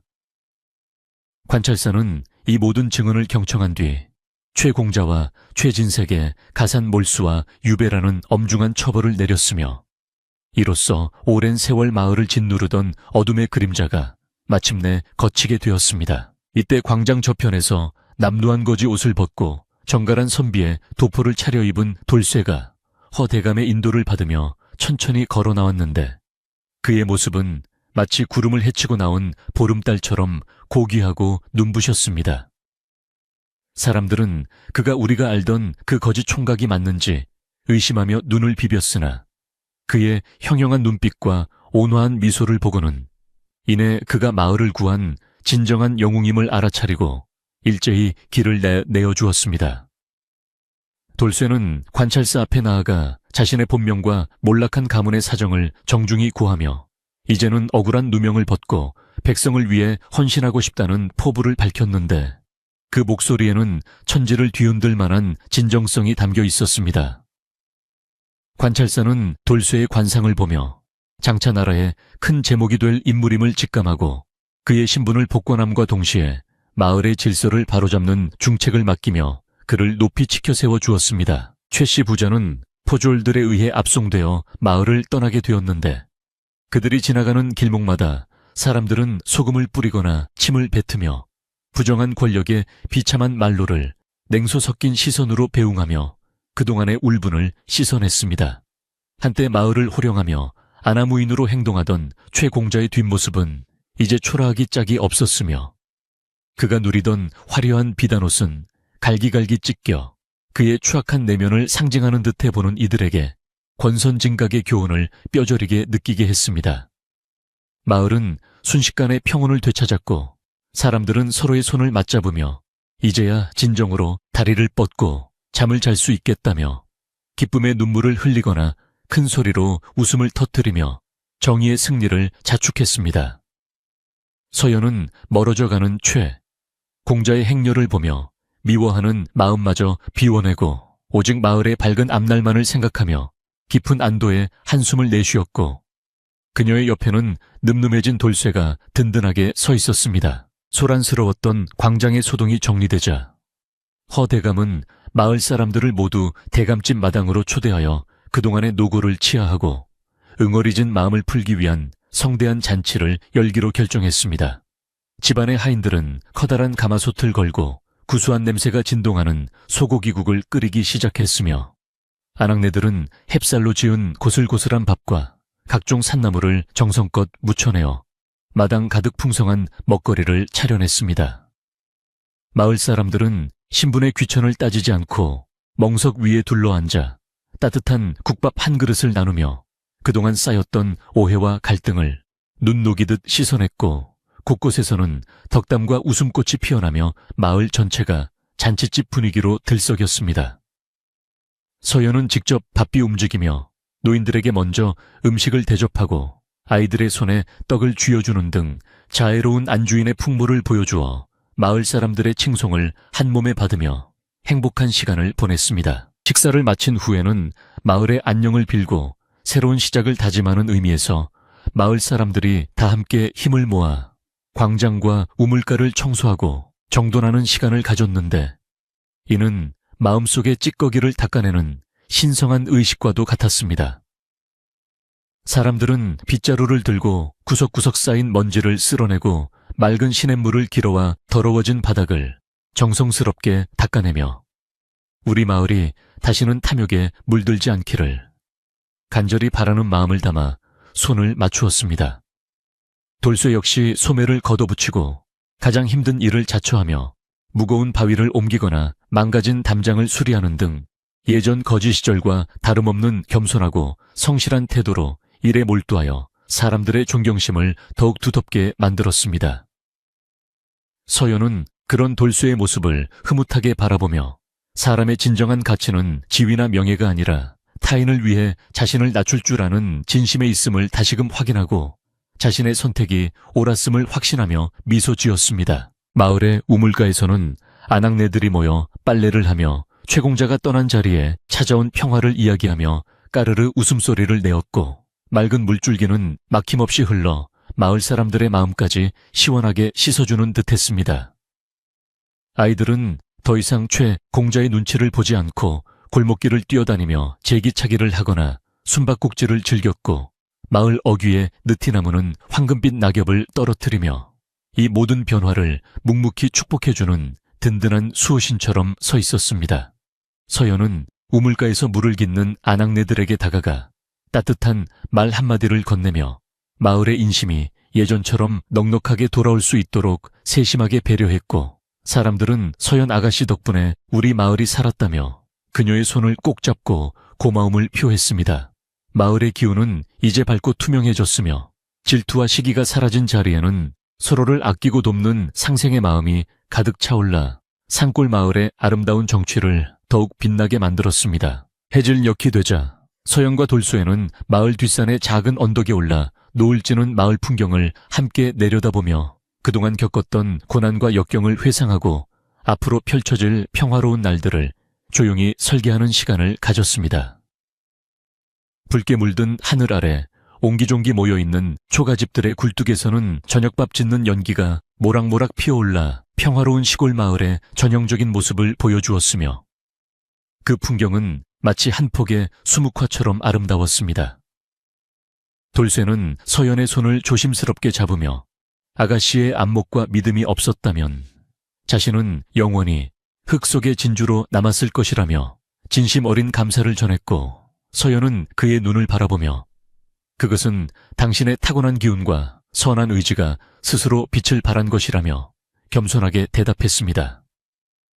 두 사람의 마음은 이제 거대한 바다처럼 깊고 단단해졌으며 어떤 폭풍우가 몰아쳐도 서로를 지지하며 이겨낼 수 있다는 무언의 약속을 나누며 고요한 가을밤을 맞이했습니다. 허대감은 사랑채에서 차를 마시며 마을의 안정을 지켜보던 중 문득 사람의 관상이란 고정된 것이 아니라 마음가짐과 행동에 따라 끊임없이 변화하는 살아있는 생명체와 같음을 깨닫고 깊은 명상에 잠겼습니다. 그는 최공자의 추락과 돌쇠의 비상을 통해 하늘의 이치가 공명정대함을 다시 한번 확인했으며 자신의 딸 서연이 그 이치를 몸소 실천하여 마을을 구했음에 커다란 자부심을 느끼며 껄껄 웃음을 터뜨렸습니다. 허대감은 이제 자신의 시대가 가고 새로운 세대의 주역들이 마을을 이끌어갈 때가 되었음을 직감하고 자신이 가진 관상의 비기들을 서연과 돌쇠에게 전수하여 세상의 어둠을 밝히는 지혜로 쓰이게 하겠노라 다짐했습니다. 방 안에는 은은한 차 향기가 배어나왔고 창밖에는 귀뚜라미 울음소리가 가을밤의 정취를 더해주니 대감집의 분위기는 그 어느 때보다 평온하고 아늑하여 보는 이의 마음까지 편안하게 만들어 주었습니다. 마을의 대동소이가 마무리될 무렵 사람들은 마을 입구에 큰 정자를 짓기로 뜻을 모았는데 이는 신분의 차별 없이 누구나 쉬어갈 수 있고 서로의 소식을 나누며 정을 쌓는 소통의 공간으로 삼기 위함이었습니다. 돌쇠는 정자의 대들보를 올리는 상냥식에서 마을의 영원한 화합과 번영을 기원하는 축문을 직접 써서 낭독했으며 그의 필체는 힘차고 기계가 넘쳐 마을 장정들의 환호성을 자아내게 하기에 충분했습니다. 서연은 정자 주변에 향기로운 꽃나무들을 심어 오가는 나그네들에게 휴식을 선사했고 마을 사람들은 이곳을 돌쇠와 서연의 덕을 기리는 장소로 여기며 매일같이 찾아와 정성스럽게 관리하며 소중히 아꼈습니다.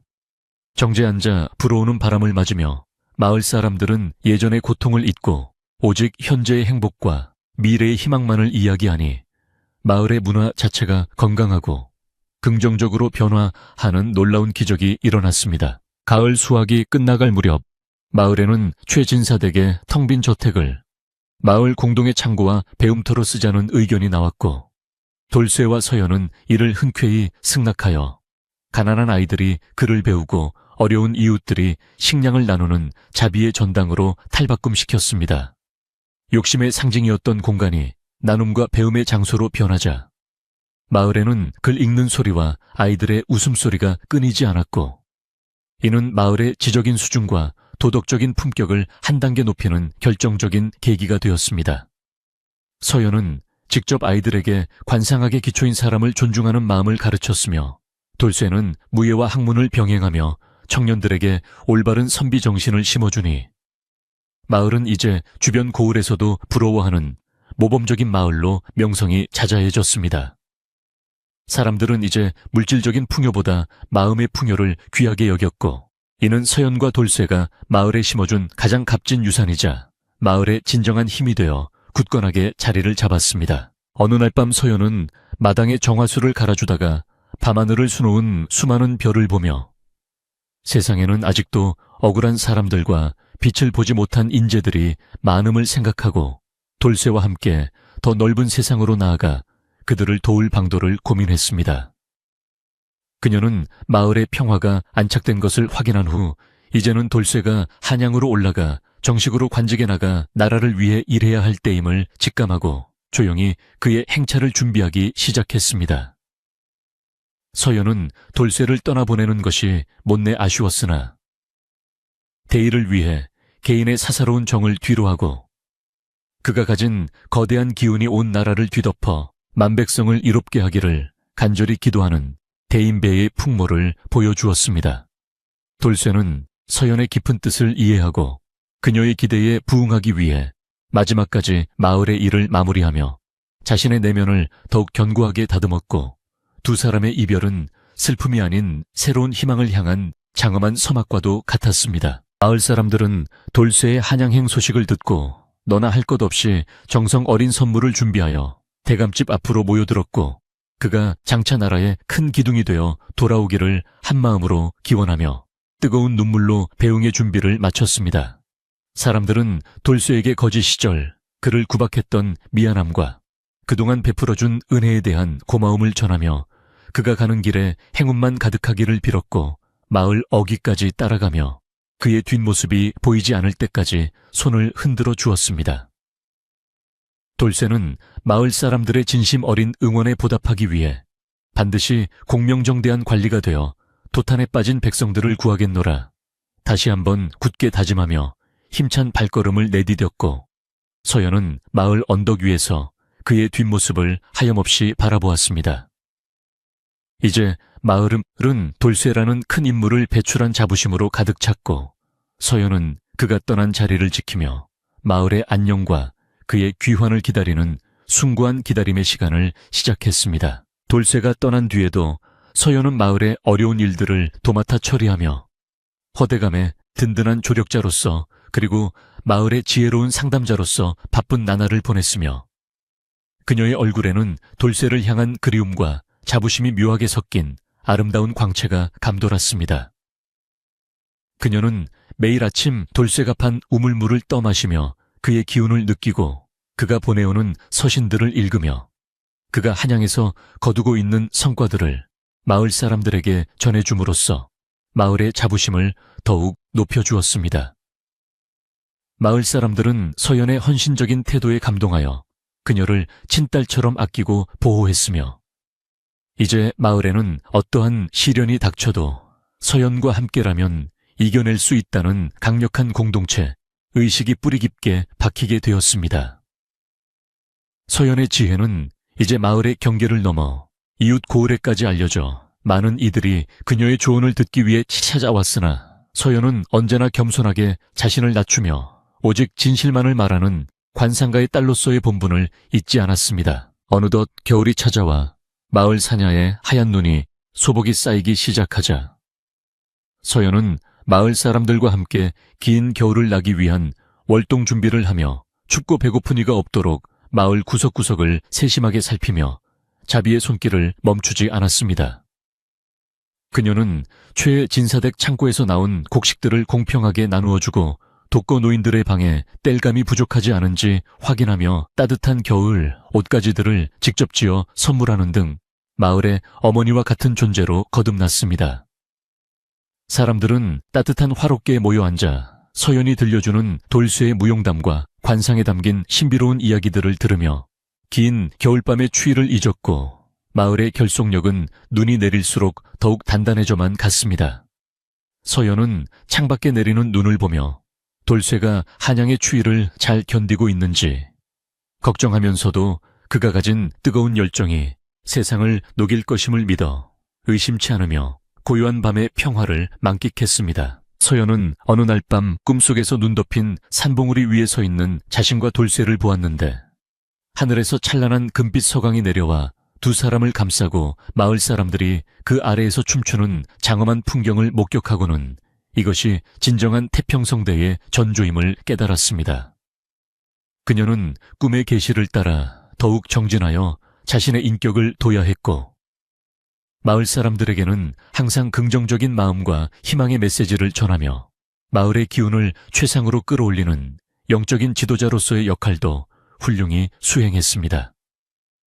마을의 가축들은 새끼를 많이 낳고 창고에는 곡식이 넘쳐나니 가뭄의 기억은 이제 먼 옛날 이야기처럼 희미해졌고, 오직 풍요와 평화만이 마을을 감싸 안은 채 겨울의 깊은 침묵 속에서 새로운 봄을 준비하고 있었습니다.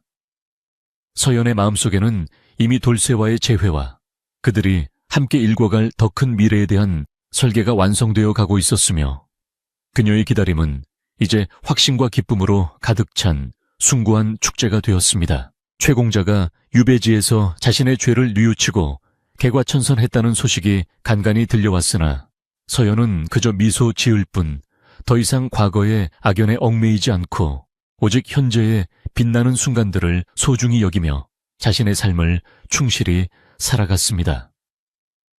그녀는 용서야말로 진정한 관상의 완성임을 깨닫고 자신을 비난했던 이들까지 따뜻하게 안아주니 마을의 화합은 이제 그 누구도 흔들 수 없는 철옹성처럼 견고해졌으며 이는 서연이 보여준 인격의 승리이기도 했습니다.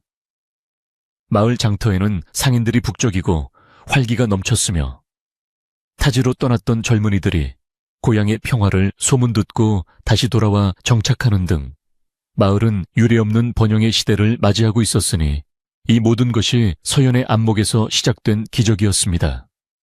서연은 이제 마을의 상징이자 살아있는 전설이 되었고 그녀가 지나가는 길마다 사람들은 존경의 표시로 고개를 숙이며 그녀의 앞날에 축복을 빌어주는 따스한 풍경이 매일같이 연출되었습니다. 밤이 깊어지자 마을의 등불은 하나둘씩 꺼지고 고요한 정적 속에 눈 내리는 소리만이 들려오는 평화로운 분위기가 대감집 마당을 감싸 안았으며 서연은 서재에서 돌쇠에게 보낼 답장을 정성스럽게 적어 내려갔습니다.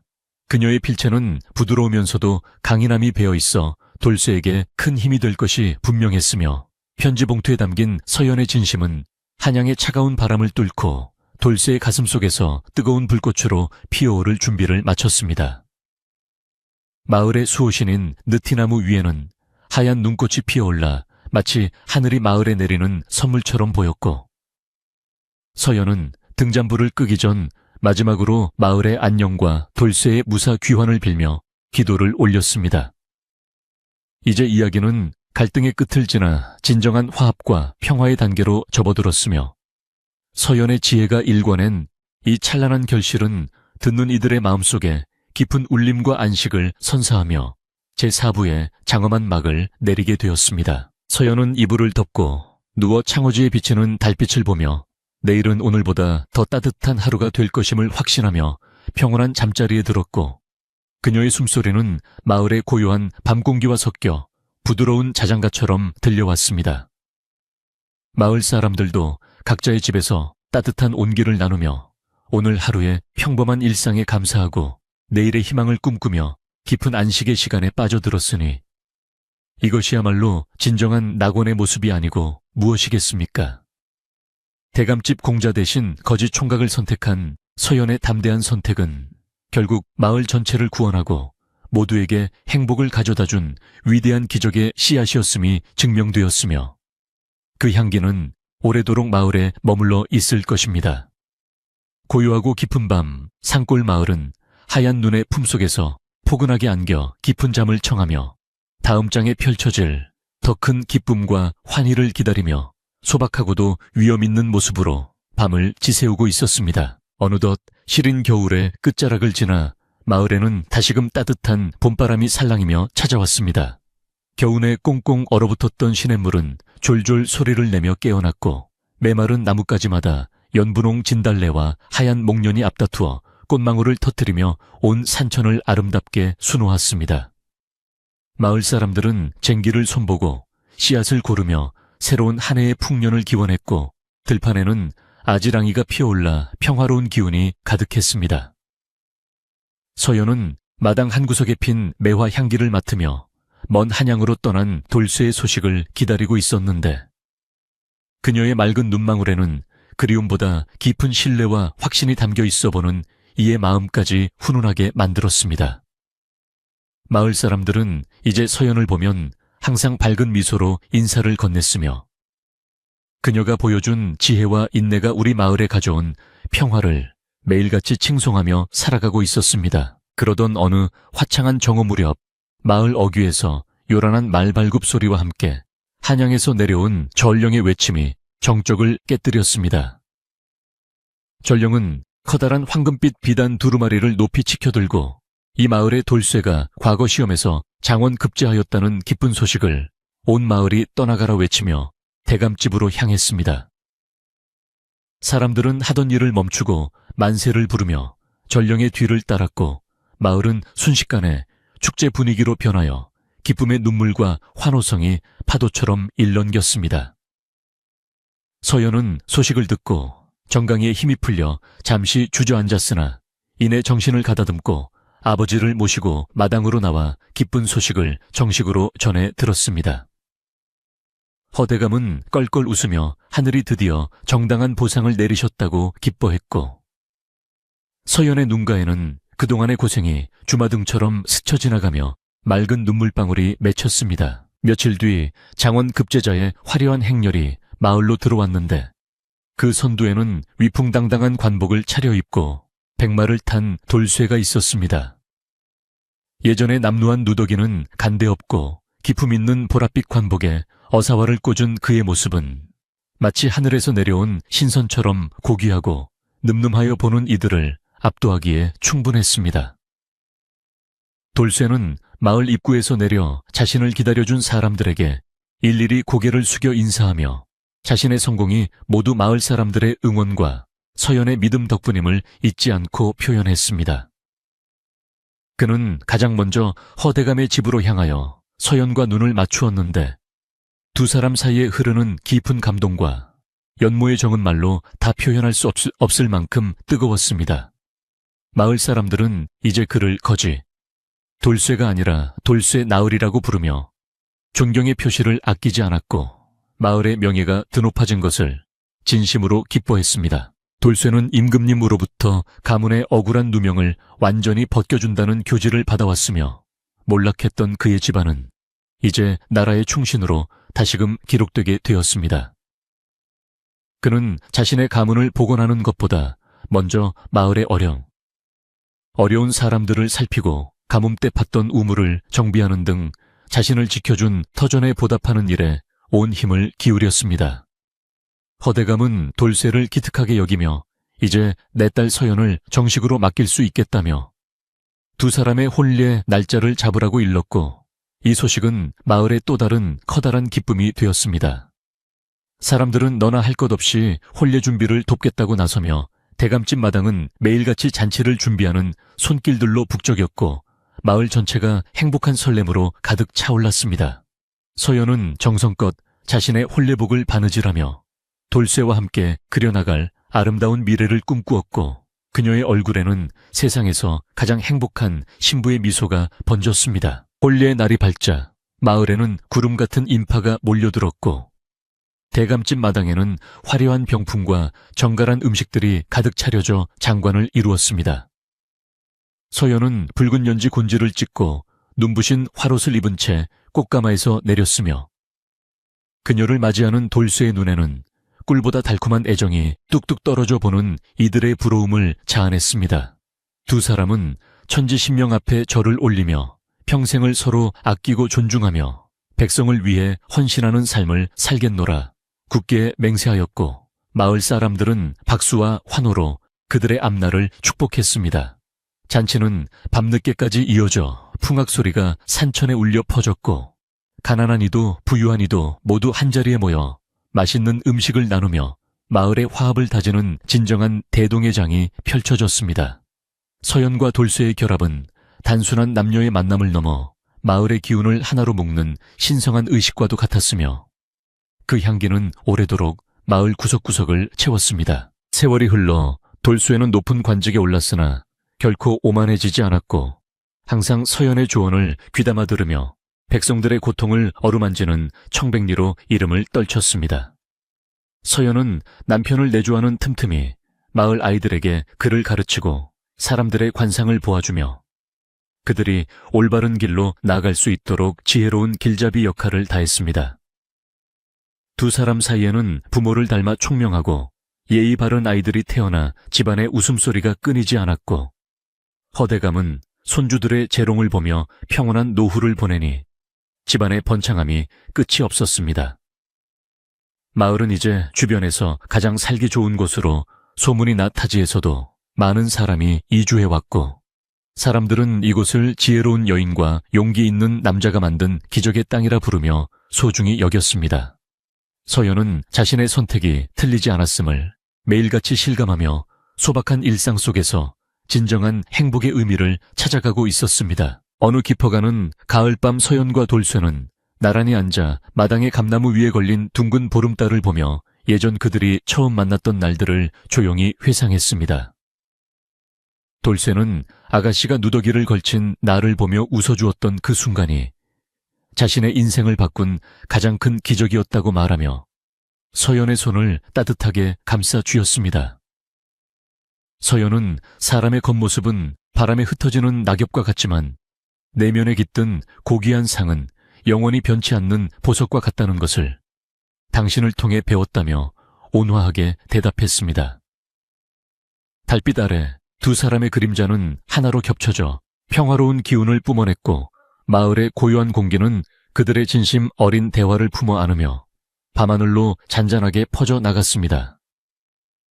집안의 등불은 은은하게 빛나며 그들의 안온한 거처를 밝혀주었고 멀리서 들려오는 풀벌레 소리는 세상에서 가장 아름다운 자장가가 되어 두 사람의 마음을 평온하게 다독여 주었습니다. 마을 사람들도 이제는 각자의 집에서 따뜻한 저녁밥을 먹으며 서연과 돌쇠가 보여준 인과응보의 교훈을 아이들에게 들려주며 올바른 삶의 태도를 가르치는 풍습이 생겼습니다. 사람들은 겉모습으로 타인을 판단하지 않고 그 사람의 됨됨이와 진심을 먼저 보려 노력하게 되었으며 이는 마을의 분위기를 더욱 성숙하고 고귀하게 만드는 밑거름이 되었습니다. 예전 최공자처럼 권력을 남용하던 무리들도 이제는 이 마을에서 발을 붙이지 못하게 되었고 오직 정직하고 성실한 사람들만이 대접받는 정의로운 사회가 뿌리를 내렸습니다. 서연은 마을의 이런 변화를 보며 자신이 관상가의 딸로서 해야 할 진정한 소명을 다했음에 감사하며 매일 밤 정화수를 떠놓고 온 세상의 평화를 위해 기도를 올렸습니다.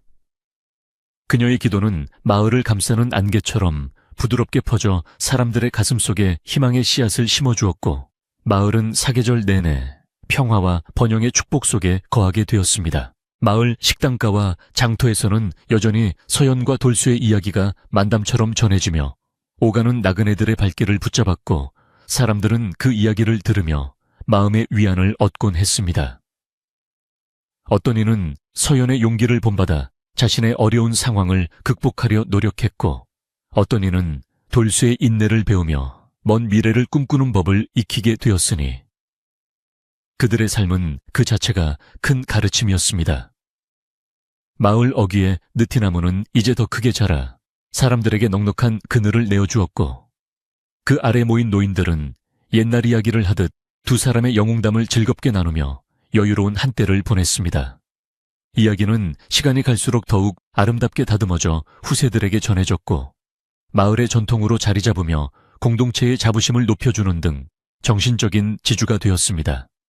서연은 가끔 그 나무 아래를 지나며 백성들의 이야기를 경청했고 그녀가 지나가는 곳마다 축복의 인사가 끊이지 않는 따뜻하고 정겨운 풍경이 매일같이 이어졌습니다. 어느 날 서연은 자신의 서재에서 아버지 허대감이 물려준 낡은 관상책을 정리하다가 그 사이에 끼어있는 돌쇠의 예전 누더기 조각 하나를 발견하고는 잠시 생각에 잠겼습니다.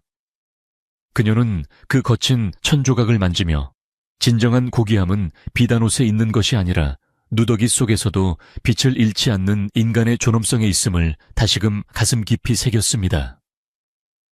서연은 그 조각을 소중히 보관하며 자신의 자녀들에게도 이 조각의 의미를 들려주어 그들이 장차 높은 지위에 올라도 결코 낮은 곳의 사람들을 잊지 않도록 가르쳤습니다. 그녀의 교육 덕분에 아이들은 권위를 앞세우기보다 봉사를 실천하는 인재들로 자라났고 대감집의 명성은 대를 이어 더욱 빛나며 사람들의 존경을 받게 되었습니다. 서연은 이제 자신의 삶이 하나의 완성된 그림처럼 아름답게 마무리되어 가고 있음을 느끼며 매일 아침 맞이하는 햇살 하나에도 깊은 감사를 느끼며 살아가고 있었습니다. 부엌에서는 박씨 할머니의 뒤를 이은 젊은 참모들이 정성껏 음식을 준비하며 맛있는 냄새를 풍겼고 대청마루에서는 돌쇠가 마을 장로들과 모여 마을의 앞날을 논의하는 낭랑한 목소리가 들려왔습니다. 서연은 정갈하게 차려진 찻상을 들고 그들에게 다가가 따뜻한 차를 대접하며 조용히 그들의 이야기에 귀를 기울였고 가끔씩 내놓는 그녀의 지혜로운 한마디는 꼬인 매듭을 풀듯 명쾌하게 할 갈등을 해결해 주었습니다. 사람들은 서연의 존재만으로도 마을의 질서가 유지된다고 믿었으며 그녀의 인자한 얼굴을 보는 것만으로도 마음의 병이 낫는 듯한 기분을 느꼈습니다. 대감집 마당에는 항상 손님들이 북적였으나 서연은 단 한 명의 소외된 이 없이 모두를 따뜻하게 맞이하며 그들에게 용기와 희망을 주는 진정한 마을의 어머니로서의 역할을 묵묵히 수행했습니다. 평화로운 일상의 연속은 그 어떤 화려한 기적보다 더 위대한 힘을 발휘하며 마을 사람들의 삶을 더욱 풍성하고 가치 있게 만들어가고 있었습니다. 겨울이 다시 찾아와 마을 사냐에 눈이 내리던 밤, 서연은 화롭게 돌쇠와 함께 앉아 따뜻한 밤을 구워 먹으며 소박하지만 깊은 정을 나누는 시간을 가졌습니다. 타닥타닥 장작 타는 소리와 함께 퍼지는 밤의 달콤한 향기는 방 안을 아늑하게 채웠고 창밖에 차가운 바람 소리는 오히려 그들의 공간을 더욱 따뜻하게 돋보이게 만들었습니다. 돌쇠는 서연의 어깨를 감싸 안으며 평생을 당신 곁에서 이렇게 늙어갈 수 있어 정말 행복하다고 속삭였고 서연은 그의 가슴에 머리를 기대며 저 역시 당신의 아내가 된 것이 인생에서 가장 잘한 선택이었다고 대답했습니다. 두 사람의 사랑은 세월의 흐름에 따라 더욱 깊어지고 단단해져서 이제는 눈빛만 보아도 서로의 마음을 훤히 읽을 수 있는 경지에 이르렀습니다. 고요한 밤의 어둠 속에서도 그들의 집은 항상 등불처럼 빛나며 마을 사람들에게 안식처가 되어 주었고 그들의 인연은 영원히 지지 않는 꽃처럼 마을 사람들의 기억 속에 남게 되었습니다. 마을의 모든 집에는 등불이 하나둘씩 꺼지고 고요한 침묵이 마을을 감싸 안았으나 사람들의 마음속에는 서연과 돌쇠가 심어준 따뜻한 사랑의 온기가 여전히 남아 있었습니다. 아이들은 꿈속에서 비단 옷을 입은 왕자가 된 거지 총각과 지혜로운 공주가 된 관상가의 딸 이야기를 만나며 올바른 사람이 되겠노라 다짐하며 깊은 잠에 빠져들었습니다. 마을의 수호신인 느티나무는 하얀 눈을 머금은 채 달빛을 반사하며 은은하게 빛났고 산새들도 숨을 죽여 마을의 평온한 밤을 방해하지 않으려 조심스럽게 잠을 청했습니다. 대감집 공자 대신 거지 총각을 선택한 서연의 담대한 결단은 결국 마을 전체를 구원하고 모두에게 진정한 행복을 가르쳐준 위대한 전설이 되어 우리들의 가슴 속에 영원히 살아 숨쉬게 되었습니다. 이제 긴 이야기는 마침표를 찍으려 하지만 그들이 남긴 지혜와 사랑의 향기는